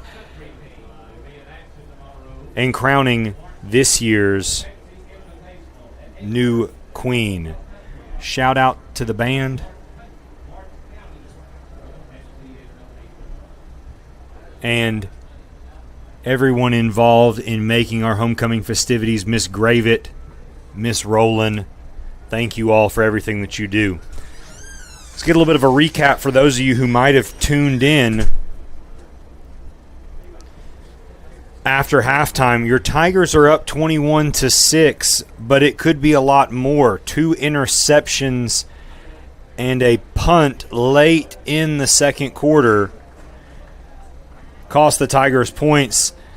If you look at it, we have been dominating on the field of play. 242 offensive yards to 46, 9 first downs for your Tigers to 1 for the Colts. 6 completions for Alex, 4 for Turner. But right there, that number at the bottom, those 2 turnovers have been incredibly costly for your Tigers. The Colts are going to kick off going right to left from the home press box. Number 8, Jaden Watkins on to do the kicking for, 18, Christian Perez. He squib kicks it. Ball is jumped up. Judah Wise fields the kick, downs it at the 32-yard line. That will be a CB&S Bank first down for your Tigers.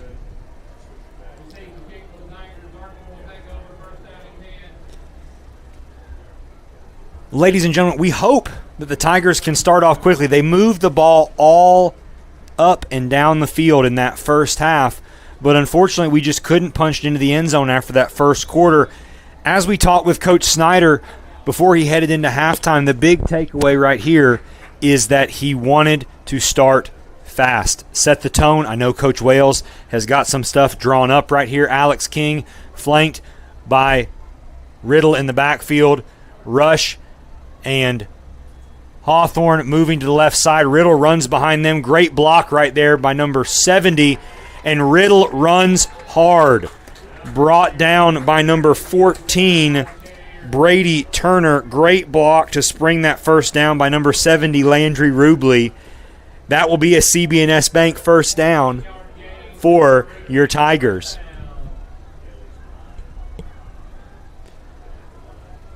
King hands the ball off again, going to Javian Riddle. Tackle made right there by number 56. That is, number 50, Mark Ellis, going to bring up second down and 6 for your Tigers.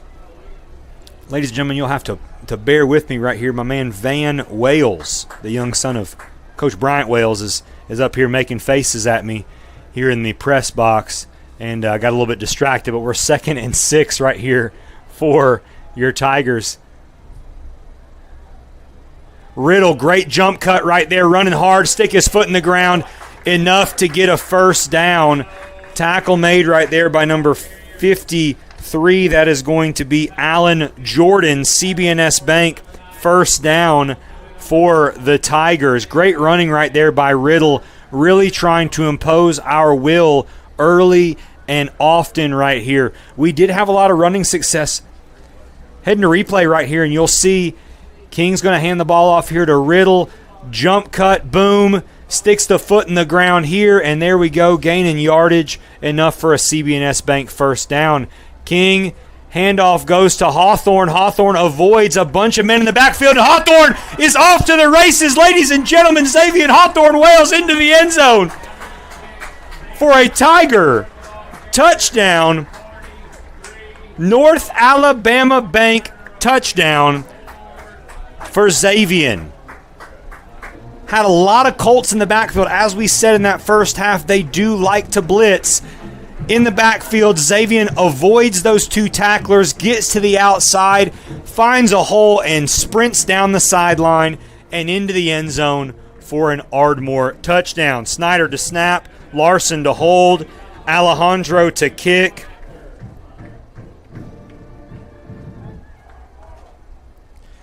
Alejandro's kick is up and good, and that is the fast start that Coach Snyder wanted coming out of halftime.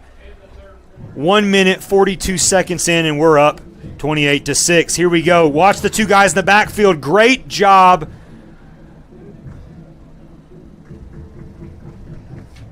Look to be number 75, Will Seabolt, does just enough in the backfield to break Xavier for that run, and he does the rest into the end zone for a Tiger touchdown.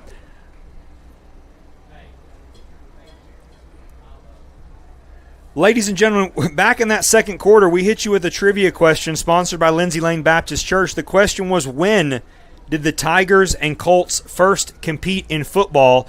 The correct answer is 1965. 1965, and the Tigers were a victor 50-0. 1965. I don't know if we had any correct answers in the comments. If we did, we may have missed you. But 1965, your trivia question answer for tonight. Alejandro doing the kicking from the left hash. Looks to be another pooch kick. That seemed to work well after Tucker took the opening kickoff to the house. Fair catch signaled for by number 22, Kingston Croft. He is going to fair catch it at the 25-yard line. It will be 1st and 10 Colts from there.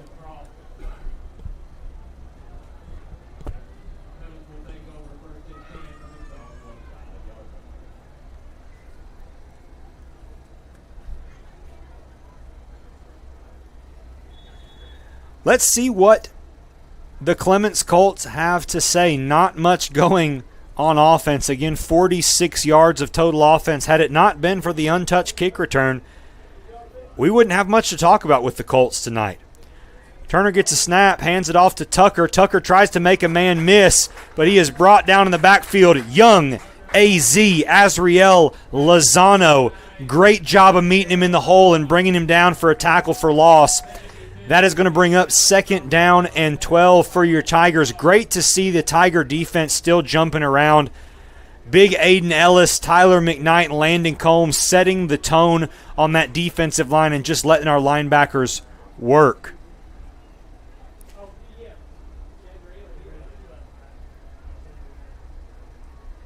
Turner takes the snap. Play fake. Looking to go deep in the middle of the field. And that's Braden Atkins with the interception. He's looking to do some damage. Great job, 2 stiff arms. Tackle from behind by number 17, Jake Fleming. And ladies and gentlemen, that is an Ardmore Telephone Company turnover, and your Tigers are in business inside of the red zone. Great play fake by Turner. Just nobody open. Nobody open, and those 2 deep safeties there with Logan Newman and Braden Atkins are just salivating, waiting on a throw like that to take place, and sure enough, they got it. Atkins was off to the races, made a couple men miss, brought down from behind just in traffic there by Fleming, but you set up our offense, and here we go. Let's see if we can continue that fast start here for the Tigers. King hands the ball off to Riddle. Riddle follows his block. Great job, Landry Rubley. Riddle's going to follow his block. Tackle made by number 57, Will Pope.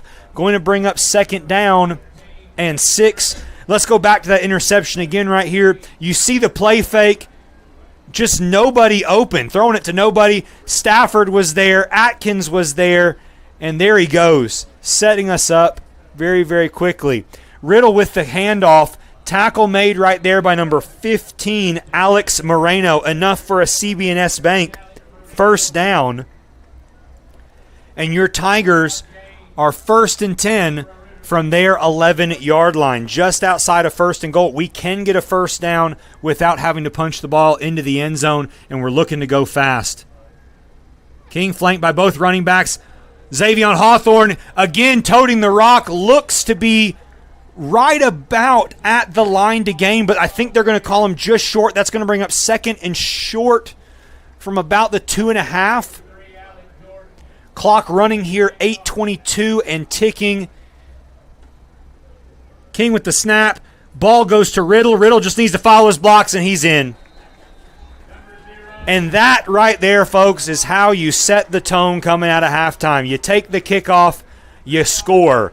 Turnover, you score. North Alabama Bank, thank you for another Ardmore touchdown. Snyder to snap, Larson to hold, Alejandro to kick. 8:12 to go in the 3rd quarter. Your Tigers are up 34-6. Snap by Snyder is great. Larson hold. Alejandro, little shaky on the kick, but it is up and through. And with 8:12 to go in the 3rd quarter, your Tigers lead 35-6. And again, here we go. King to Hawthorne. He just follows that big lead block right there by Landry Rubley into the end zone for an Ardmore touchdown. Ladies and gentlemen, we'd like to thank our championship sponsors of Ardmore football at this time: Wesco Incorporated, Ardmore Auto, Douthit Construction, Ruderman, Woody Anderson Ford, Elite Sanitation, Jarrett Walker Construction, Butler Realty, North Alabama Bank, Mark Lee Insurance, First National Bank, Ardmore Cabinet, and Fowler Auction. Thank you for all you do for Ardmore football and the Ardmore community. Ladies and gentlemen, Gabe Alejandro will be kicking off from left to right. Again from the left hash, looking to keep the kick away from Tucker. A swap back deep. We now have number 20.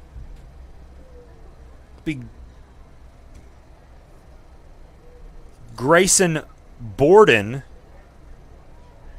back deep, sliding on over closer to Tucker, who is on that right side of the field. Alejandro looks to be kicking it that way again. Waiting on the whistle. We've got it. Alejandro checks the line. Kick is up. No fair catch this time. Interesting tactic right here. Number 22.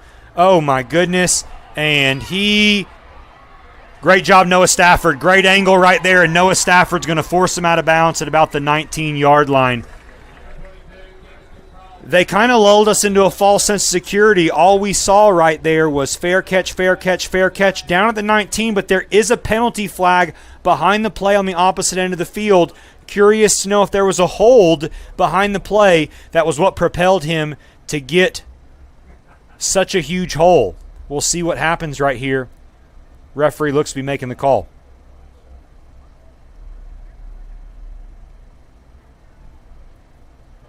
Surely it's not on the Tigers. I mean, everything was traveling this way towards the field, but we'll see what happens here.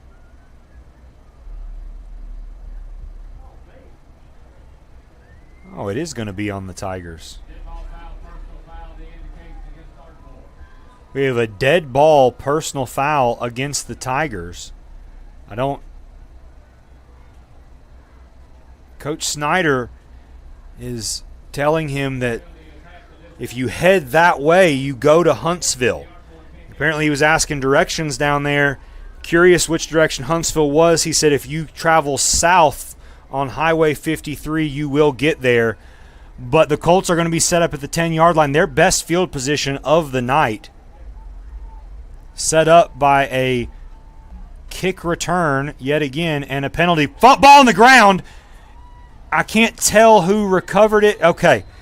Number 14, Brady Turner, the quarterback, seems to have recovered it. And that's going to bring second down and goal from the 13-yard line. Man, that would have been huge. I don't want to say they're special teams mishaps, but a great job on special teams coverage tonight by the Colts on two separate plays. The opening kickoff and then that one right there puts them in great field position.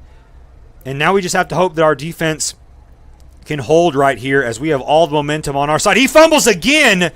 My goodness, they're just trying to give the ball to the Tigers. It's a great recovery right there by Dylan Holt, and we just keep backing them up. That makes it third and goal from about the 16-yard line. Big Aiden Ellis there in the middle, wreaking havoc for the center.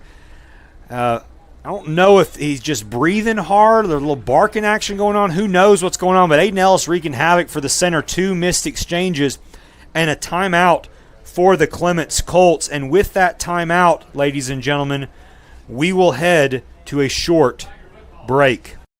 Caution. The temperature isn't the only thing soaring this summer. Call Ardmore Telephone Company today and upgrade your internet to move faster than ever. If you're a current customer, we'd love to discuss our internet options so you can connect to everything you need. Give Ardmore Telephone Company a call at 800-830-9946 today. Fiber is not available in all areas.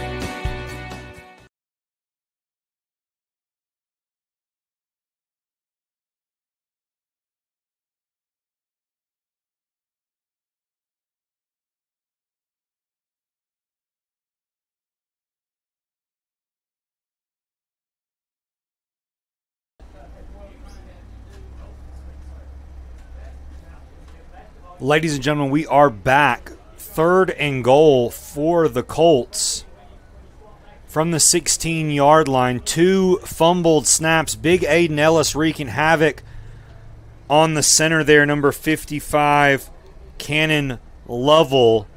Let's see what the Colts have drawn up here on a third and long. He fumbles the snap again, and my goodness, how many Tigers can meet him in the backfield? Austin Kanzler with the sack, and that's going to bring them to fourth and goal from the 24-yard line. Three bad snaps in a row. Heading to replay. Here we go.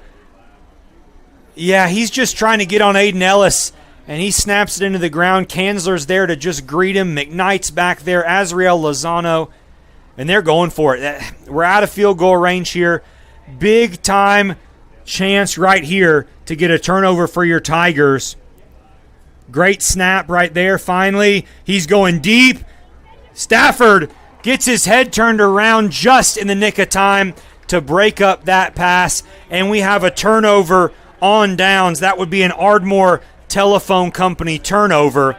It will be 1st and 10 for your Tigers from the 24-yard line. First downs brought to you by CB&S Bank.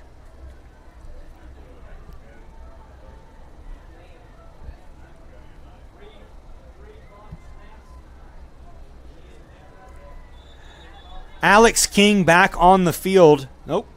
Got a few whistles. Looks like we're going to have a heat timeout, because why do it right now when everybody else has already had a timeout and talked? But, again, logic. I'll stay with you guys right here. Couldn't ask for a better start to the half there for your Tigers. 2 quick touchdowns. You have a really, really bad kick coverage that almost leads us to giving up a touchdown, to just all of a sudden your defense pins their ears back and they set you up with an opportunity right here to almost slam the door shut with 6:12 to go in the third quarter. You got to think that Coach Snyder and Coach Wales right here are advocating for them to play some smash mouth football and just put an exclamation point on a great night here at Ardmore High School and Cooper Field. A lot of fans still here. The atmosphere is still electric in the stands. Again, we crowned a homecoming queen at halftime. Thank you to the 200 of you guys who are watching us currently on the Ardmore Sports Network. I'm so glad to be able to be spending my Friday night with you guys and look forward to be doing it here the rest of this year. King out flanked by Riddle, Stafford, and Larson there to his left. Rush and Hawthorne. Oh my goodness, that's a face mask. That we're going to be gaining some yardage. Great job of Javian to just continue with the play even through adversity. That's going to bring up at least 2nd and probably 6. But I think we're probably going to be looking at more like, yeah, that's a face mask penalty. Going to be a first down, brought to you by CB&S Bank. Right here, if you watch it, we have Rush and Hawthorne get over there. Riddle right there. There's the face mask. If you missed it, it was on the back side of the play. That right hand reached up and got the face mask. Riddle continued to fight. Like I said, worst, it was going to be 1st and 7. But it looks to be about 1st and 2 right here for your Tigers. Again, similar formation to what we came out in on the last play. King hands the ball off to Riddle, runs to the left-hand side, met by number 57, Will Pope, but does enough to get a first down for your Tigers. First down brought to you by CB&S Bank. 1st and 10 Tigers from just short of the 35-yard line.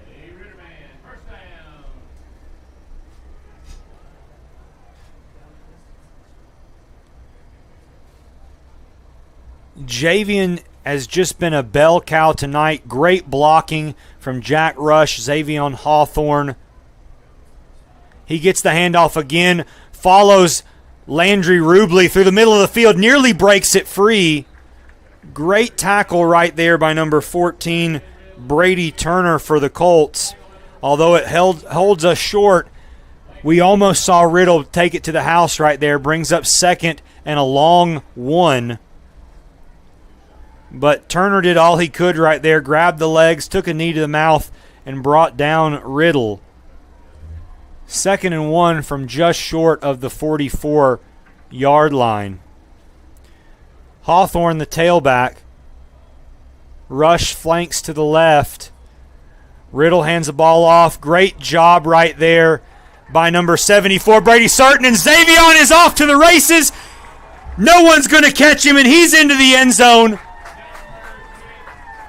A 56-yard scamper for Xavion Hawthorne, and that's a North Alabama Bank touchdown.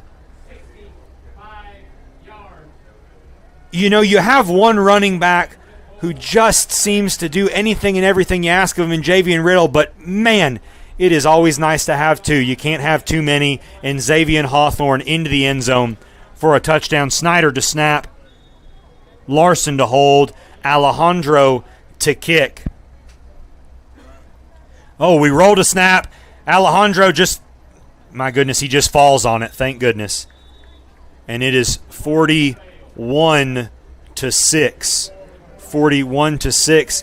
Following this replay right here, great block by number 74, Brady Sarton. Springs Hawthorne, hurdles a man, and he's off to the races at this point.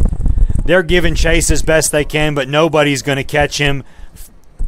Noah Stafford following him into the end zone. Looks like Xavion getting some high fives there on the other end. Maybe he was trying to get some pizza from the concession stand. I don't know. Maybe some water. Long run right there. But he is into the end zone. After the touchdown, Alejandro doing the kicking from the left hash. Proud to be joined up here in the press box. Finally, y'all are tired of hearing my voice all by myself. Joined up here by our athletic director, Coach Jordan Angus. Coach, been a heck of a night up here in the booth. How things been down there on the field? I'll be honest, I haven't seen a lot of the game yet, but I've seen some flashes here and there, you know. Got a little worried on the opening kick there, but since then, looks like we've settled in. You know, if numbers go correctly, we return the first game, the opening kick. They return the second game. It means we'll probably return the opening kick against Priceville if things continue the way they go. I'll take that every time. Yes, sir. Yes, sir. Short kick right here again for Alejandro. No fair catch. Oh, and we got the ball on the ground. Oh, we were. Kingston Croft, no fair catch. Again, bold strategy after a good return. And it is down at about the 37-yard line. So, Coach, we seem to be averaging in odd quarters tonight at least 20 points. And I'm hoping maybe in the fourth quarter we can score some, because in that second quarter we looked like we had a few drives and just got stomped out by our own mistakes. Yeah, I think we got a little sloppy there, and I think Clements is an improved football team, and they got hit in the mouth and responded and got some stops. We also got in our way. Tucker takes the handoff. Azrael Lozano yet again there in the backfield. Love to see the defense still flying around in a game where we're up 35 points. Brings up second down and 12. Coach, I think you're right. Clements looks like they're playing really, really well, but, I mean, the size of Ardmore tonight, especially big Aiden Ellis there in the middle, just wreaking havoc on the center, has caused a lot of mishaps. But I think that Coach Pugh has Clements heading in the right direction as they head into region play here in a week or so. Oh, yeah. You look at their guys up front. They're no small team themselves, you know. Talk about Aiden. He's big for anybody to move in there. He really is. Handoff goes to Davian Holloway. Tackle made after a short gain, brings up third down and 8. He really is. But, you know, I commented that left tackle, number 57, Will Pope, he's a big guy. On defense, they're very, very tall as well. Yeah. I think things are going to bode well for them. I like some of the stuff that they're doing offensively. You know, just a couple miscues on their end as well. And we have a bunch of athletes there in the back half of our defense that have allowed for making passes tonight very difficult for Turner as he tries to stretch the pocket right here, and he throws it up out of bounds. Pass intended for number 9, Reed Putman. Stafford in coverage brings up fourth down. Coach, at what point do you think Snyder calls off the Dogs? I know he was pretty fired up today getting to play the Clements Colts. Do you think we're going to start seeing some second and third team guys coming in, or is it too early for that yet? I think I'll probably at least go another drive. I think Coach will. I think some guys have started running their mouth around the county a little bit, and, you know, Coach didn't really care for it. So I think, you know, he may want to make a statement here. Hey, nothing wrong with that. You love to see a couple back-to-back 40-point outbursts. Azrael Lozano nearly gets that kick blocked. It heads off to the right. Great roll for Clements, though. Great job by Stafford of getting people out of the way. It's going to be down to about the 23-yard line. That'll be a CB&S Bank first down for your Tigers from there. Yeah, I'd heard some rumblings about that. We didn't have to name any names, but Snyder was pretty fired up, and I really enjoyed kind of seeing it today at the pep rally. I think Coach Wales was pretty fired up. You saw a couple touchdowns, and Wales was getting pretty hype on the sideline. I think it translated to the guys as well, and you love a good cushioned lead here, especially heading into the fourth quarter where you just really never know what can happen. Yeah, I think these guys kind of felt a little disrespected, coming off an 8-2 year, and then people's going to talk junk, and and it happens, especially in these rivalry games within the county. Everybody knows each other, and they're going to talk, but I think it has fueled us a little bit tonight. It has. Riddle again sticks his foot in the ground. Great block right there by Xavion's going to spring Javion. Forced out of bounds by number 2, Hayden Tucker. Riddle gets forced out of bounds at the Clements 47-yard line. That will be a CB&S Bank first down. You called out Xavion. Noah Stafford had a heck of a block there too. Yes, sir, he did. Just driving people down the field. Yes, sir, he did. I made the comment, Xavion goes and scores on that last drive. It's great to have a bell cow like you have in Javion, and you have the switch up like you have with Hawthorne, but whereas 1 is great, 2 is always better. Great job by Stafford, again, right there by Xavion, and pushed out of bounds at the 47-yard line. Great block again right there by number 70. Landry Rubley has been all over the field tonight as a pulling guard. Riddle's going to be brought down after a gain of about 3, brings up 2nd and 7. I'll give it this to our offensive line. Clements has loved to blitz a lot, but when it's come time to pin our ears back and let Javion or Xavion head downhill, the offensive line has pretty much imposed their will. Yeah, when you see a team blitzing that much, it tells you they probably don't have a lot of other answers. So as long as you pick your man up, as you've seen the last couple of drives with Xavion, you're going to get some big plays. You really are. If I'm a betting man right here, we're going to be running to the left. We were. Sweet, yeah. We were. Little movement, I think. Yeah, we have. That's going to be on the Tigers. It's going to back us up. It'll bring up 2nd and 12. Talking about Xavion, he's a talented kid in his own right. He very well could, see Javion out there and pout. I'm not the starter or whatever, but he just goes out there and does his job every play. He does. A lot of different ways. I saw him in pregame catching passes from Alex and just really working on his hands, and a very versatile guy there as our B-back, really 1A and 1B if I had to say that between the two of them. King, I really don't know what happened right there. It looked like it was a miscommunication on the snap count between Snyder and King. That's going to bring up 3rd down and extremely long right here. If I had to bet, the Colts are probably going to be pinning their ears back and trying to get in the backfield here. Maybe we can do something here with King, move the pocket. Stafford's had some success on the outside, Coach. What are we thinking right here, 3rd and forever? I mean, I go back to last week. We got backed up, maybe not quite this far. We threw a deep ball to Braden Atkins and scored on it. I don't see him on the field right now, but we could have a similar play right here. We're going to the 4th. Okay. Give some more time here for the Tigers to think on it. Great decision. And heading into the 4th quarter, it is your Ardmore Tigers 41, the Clements Colts 6. We're going to stay with you here as the quarter changes. 3rd and 25 here for the Tigers. Coach, we talked about it. We wanted to get probably a drive or at least maybe 2 more out of your starters, especially with area play coming into next week. You mentioned Braden Atkins wasn't on the field. Might be somebody you look for right here for Coach Wales as we're trying to get that first down, especially at this part of the field. Yeah, I mean, at this point, 3rd and 20 plus, 25 or so, I mean, you're going to have to get a big chunk play. So you're going to have to push it down the field, or you could be content to run it, punt, move on. But if we're looking for a first down, we're going to have to heave it up. We really are. And King had some success in that first quarter throwing the ball. We've tried to throw it quite a few times on some play actions, and the Colts have done a good job of not biting on that, little bit slow trying to get the ball out. I'm thinking something here. Maybe the pocket's going to move for King. Jalen Smith in the game in the backfield. He did a great job of running the rock last week, but you have to think he's probably back there as an extra blocker to give Alex that much more time. Got a condensed formation. We may be handing the ball off here just to get the fourth down, punt, and regroup. We do. Jalen takes the handoff. Great job right there of number 17, Jake Fleming, to get in the backfield. Jalen does it. I mean, it's tough. You stare a guy down the minute you get the ball. He just does a great job to hold on. Fleming, he beat Brady Certain to the spot right there, and we just couldn't get the cut off of it right there. So good play by Clements. Okay. Larson going to do the long snapping here to Alejandro. Back deep to receive the punt is Tucker.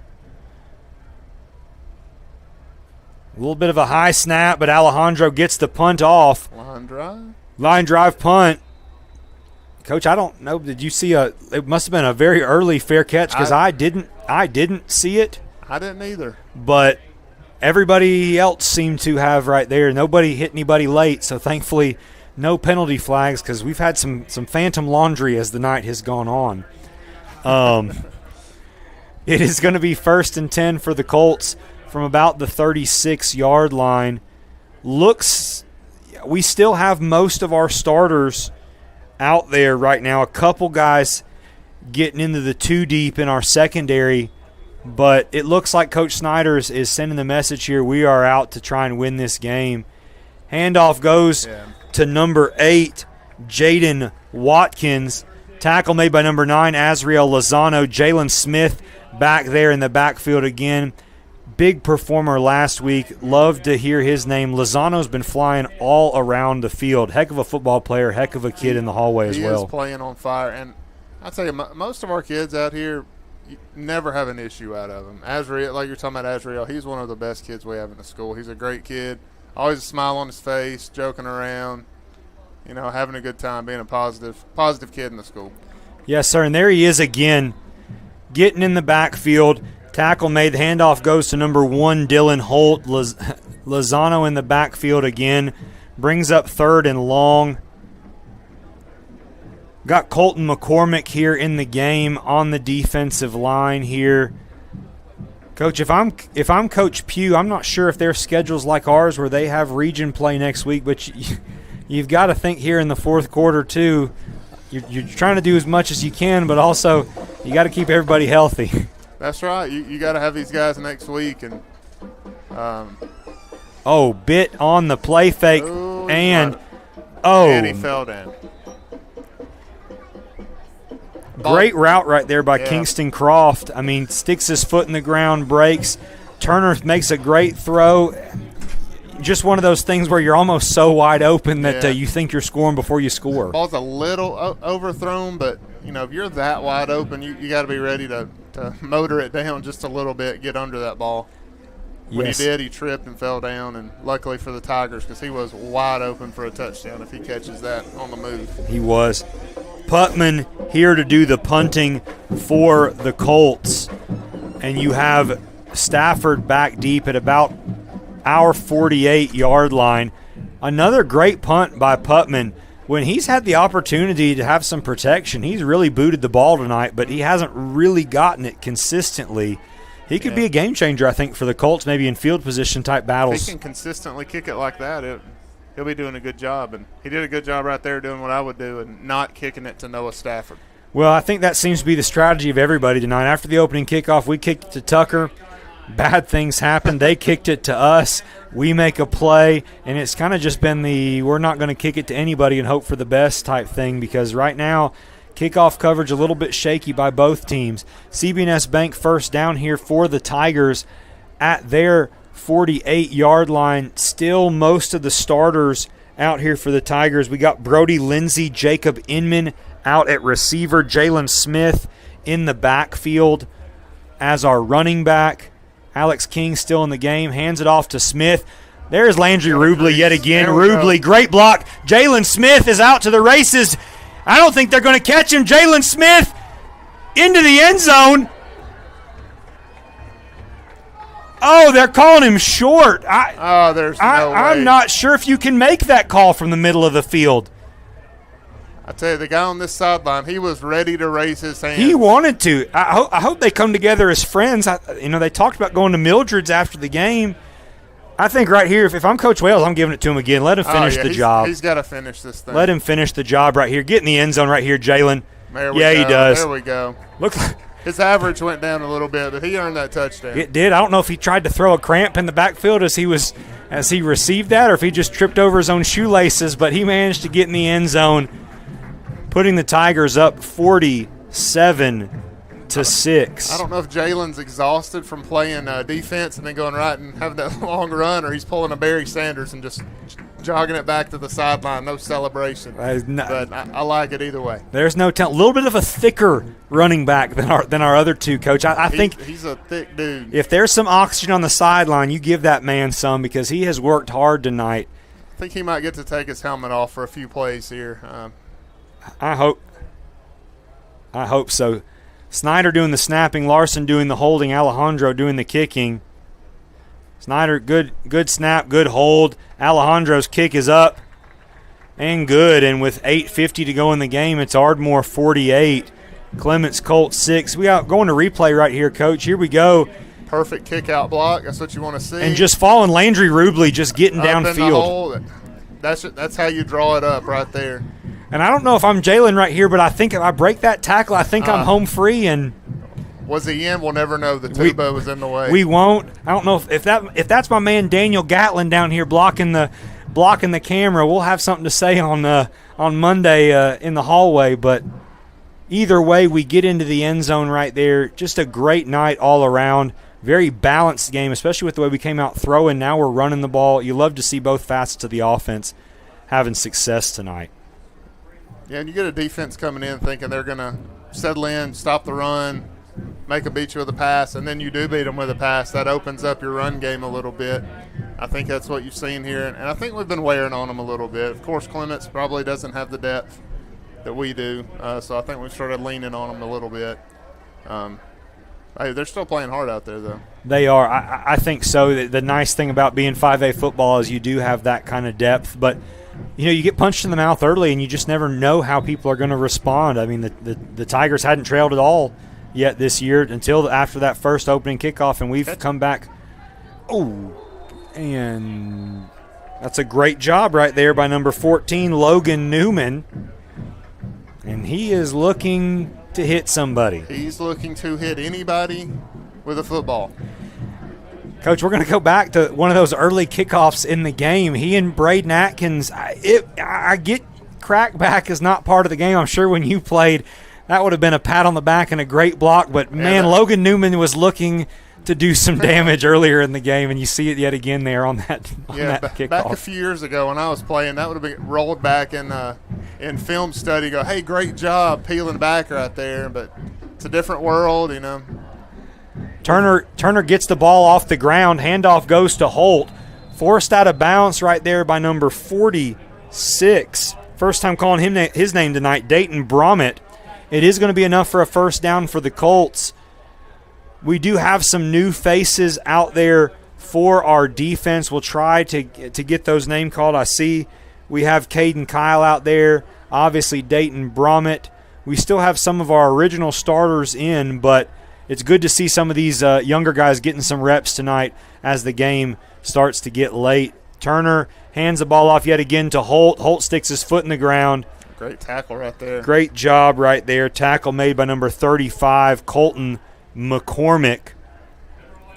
If we're going to be successful this year in region play, these guys in the 2 deep are going to have to continue to take these opportunities when they get these reps and look to have success, because 2 games in we've done well, but we still have 8 more to go before this season's done. And really the season starts next week. Prosper's the first game that really counts toward playoffs, and some of these guys that are out here right now getting some reps that maybe weren't expecting to or not, they might have to contribute down the road this season. So it's good they're getting a feel for live game, and they're getting ready for that region season we got coming up. Yes, sir. Valencia on the carry, tackle by number 34, Aiden Franklin. That's going to bring up 3rd down and long.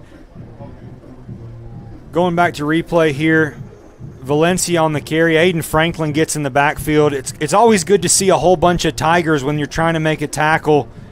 But Aiden Franklin was there, met him, and success happened. Holt again on the carry. Gets to the outside. Ooh, great job right there by number 18, Dakota Evans. Tim Jones took a little spill. Coach Jones down on the sideline. Miss King down on the sideline. Both look to be up. Everybody's okay. I hope the camera is okay. I know that's an expensive camera. It must be okay because she's ready to go. There's no hesitation. You know, sometimes they say when you're blocking to fall down slowly. I don't know if Miss King was wanting Coach Jones to fall down slowly like that as we're heading to the sideline. 4th down here for the Colts. Turner looking to pass. Pass is complete. In the flat to number 24. Oh, the player to be named later. Don't have him on the old card right here, but we have a 32.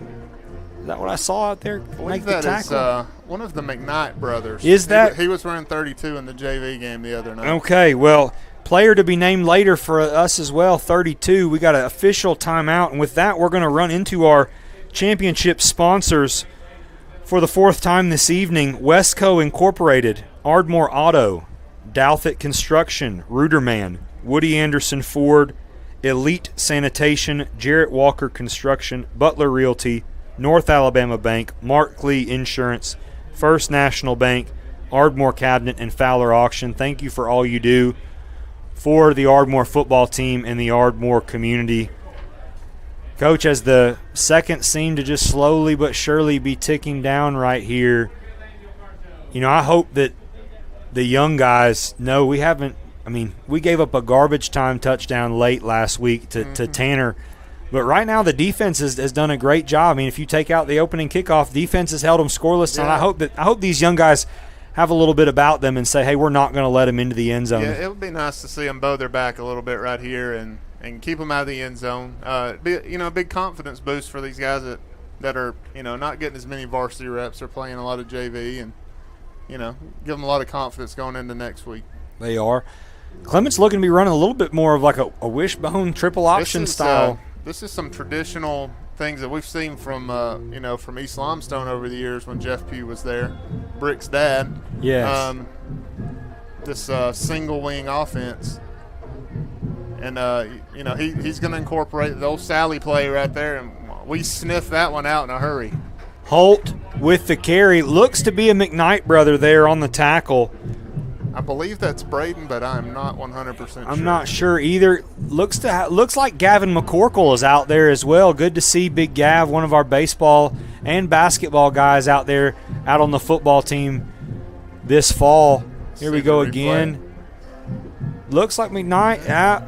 Gavin did a good job making it cut back in, and linebacker fit right over the top just like you draw it up. He did. 2nd down and 12 here for the Colts. Handoff goes to Valencia. Looks like, I want to say, maybe Cooper. Is that 36 out there, Coach? I'm gonna be honest. I'm getting a little older. I can't see quite as good as well, these. I'm gonna be honest with you. As we get, it could be 30. That may be Jaden Parker. I'm gonna be honest with you. The gold, it pops a little bit more, but as we're getting to that far side of the field where those lights are starting to stretch, it's tough to. Two, as they sweat through the game, that gold gets a little bit dimmer where you can't see it as good. It does. There's the old Sally play again. Here we go. Great job right there. There he is. Jaden Parker again. Right in the mouth. Again, bringing up 4th down. You have to think that Coach Pugh's going to go for it right here. 4th and 8. Out of field goal range. Just trying to build a little bit of confidence here, hoping for anything. You'll get a confirmation. Braden McKnight is 32. I noticed on the back of his helmet it says 54. Okay. So on our roster, 54 is Braden McKnight. Okay, and that's what I was – when you said that he wore it in the JV game, that makes sense. He was toting the rock in the JV game. Let me tell you, the Elkmont Red Devils did not want to tackle him. Oh, it's a great tackle right there. Jacob Inman on the tackle. Yes, it was. Jacob Inman, pretty versatile. We saw him kind of finishing the game last week as the running back. Now he's out there at cornerback, makes a big tackle right there for a Ardmore Telephone Company turnover on downs. Going to bring out the Ardmore offense with 3:41 to go in the game. Coach, I'm assuming at this point with the 2 deep here for our defense that we're probably going to begin to see some different guys out there on offense. Maybe not. Alex King looks to be walking back to the sideline. Caden Hazelwood siding for a quarterback. Listen, Hazelwood was throwing the ball all over the field tonight in warm-ups. You love to see a backup quarterback that can come in and do what he does, and they don't miss a beat. And especially when you can get a running back there with him, the offense really isn't changing that much. Oh, there's Mr. McKnight. There he is, Mr. McKnight. Sure enough, he said, "Coach, I'm going to tote that rock. You give me a good number. I'm going to wear 32 tonight." Not many 54s toting the rock these days. Brings up 2nd down and 7. To be honest, gives me some visions of a former running back here at Ardmore, Thomas Colston, who's a bigger running back like Mr. McKnight. So maybe he'll run some folks over like Thomas used to. Braden McKnight channeling his inner Jerome Bettis, the bus. The bus. I'm going to tell you what, that's a load, especially with a lead block from a couple of these second team offensive linemen. Hazelwood with the keeper right here, brought down by number 26, Seth Rezak. I believe that was a broken play there, Coach. You think so? I don't. Hazelwood looked like I think he was supposed to take that ball from Caden, but he didn't. That's okay. Maybe not. You want to know what? He stuck his foot in the ground confidently, and sometimes if the play's going to go to chaos, sometimes being confident's all you need, and something can happen. Almost turned it into a 1st down right there. Yeah, you got to just make something happen, and if Hazelwood's got one thing, he's got guts. He's going to go out there and try and make something happen. He does. McKnight on the carry again, being let out. Big Jason Riddle was just looking to hit somebody, and no one was coming to him right there. And McKnight follows him for a CB&S Bank 1st down. I'm going to be honest. I wouldn't want to go get in his way either. No, sir. Just a 9th grader, but he is a specimen of a 9th grader. He is. Shook his hand this afternoon and, just tried to break it as he's up my wrist shaking my hand. I'm trying to just get my hand out of there in one piece, but he was looking to do some damage, and they didn't want any, and McKnight just followed him there for a 1st down. See Jovan Rodriguez on the field. I see some other new guys out there on the offensive line. Mm-hmm. 39, Aiden Randolph out there at wide receiver. Big Country Jackson Wales is in there. He is. McKnight hitting the B button there with a little spin move action. Brings up 2nd down and 5. A little fleet of foot. I know Tyler McKnight on the defensive lines had a great game tonight, but I'm not sure. Braden looks to be a little bit swifter of foot than the older brother. I think so.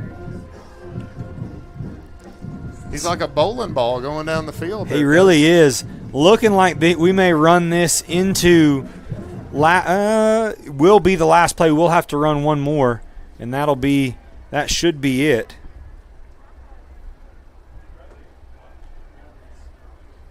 Hazelwood takes the snap, and he's going to drop to a knee. And, folks, that should be it right there. It is. Putting the helmets on as we're shaking hands. Coach Snyder's pleased. It's always good to get a county win. It's always good to get your 2nd win of the season. But, man, the offense seems to be clicking on all cylinders heading into region play next week. I know Priceville's going to come out and do some different things, but it is great to see the way that we are handling things.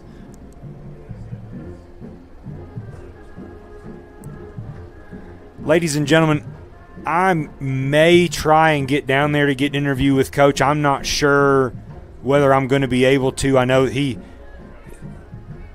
was trying to get off the field at halftime, but we may end up just sending it to the house with you guys. I'm not quite as swift of foot as Coach Brian O'Donnell is. Hopefully he'll be back with us next week. But, folks, another great win here for your Ardmore Tigers. Thank you guys for joining me. Thank you, Coach Angus, for coming up in the booth for the second half. Coach, we will be right back here next week.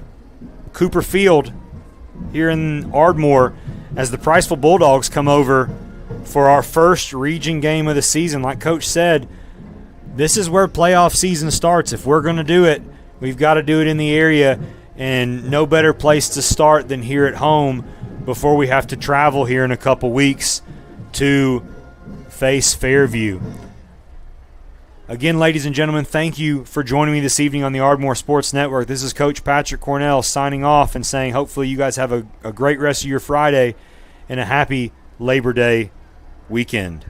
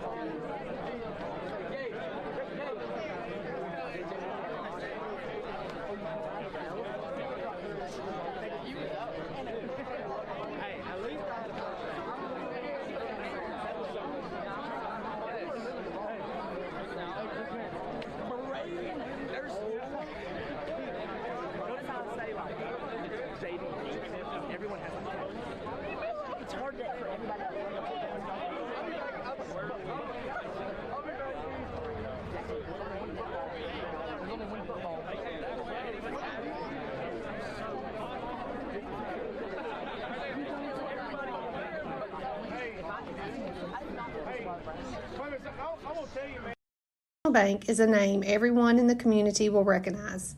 We see it in our schools, in our parks, and in our homes. First National Bank is proud to help make our community great. I am First National Bank Vice President Crystal Tucker, and together with my team, we have over 120 years of hometown banking experience. We love to help represent First National Bank in our community, and we would love to be your banking partner. First National Bank, making communities great. She said, Cody's down there in that camera. She said, Caution. The temperature isn't the only thing soaring this summer. Call Ardmore Telephone Company today and upgrade your internet to move faster than ever. If you're a current customer, we'd love to discuss our internet options so you can connect to everything you need. Give Ardmore Telephone Company a call at 800-830-9946 today. Fiber is not available in all areas.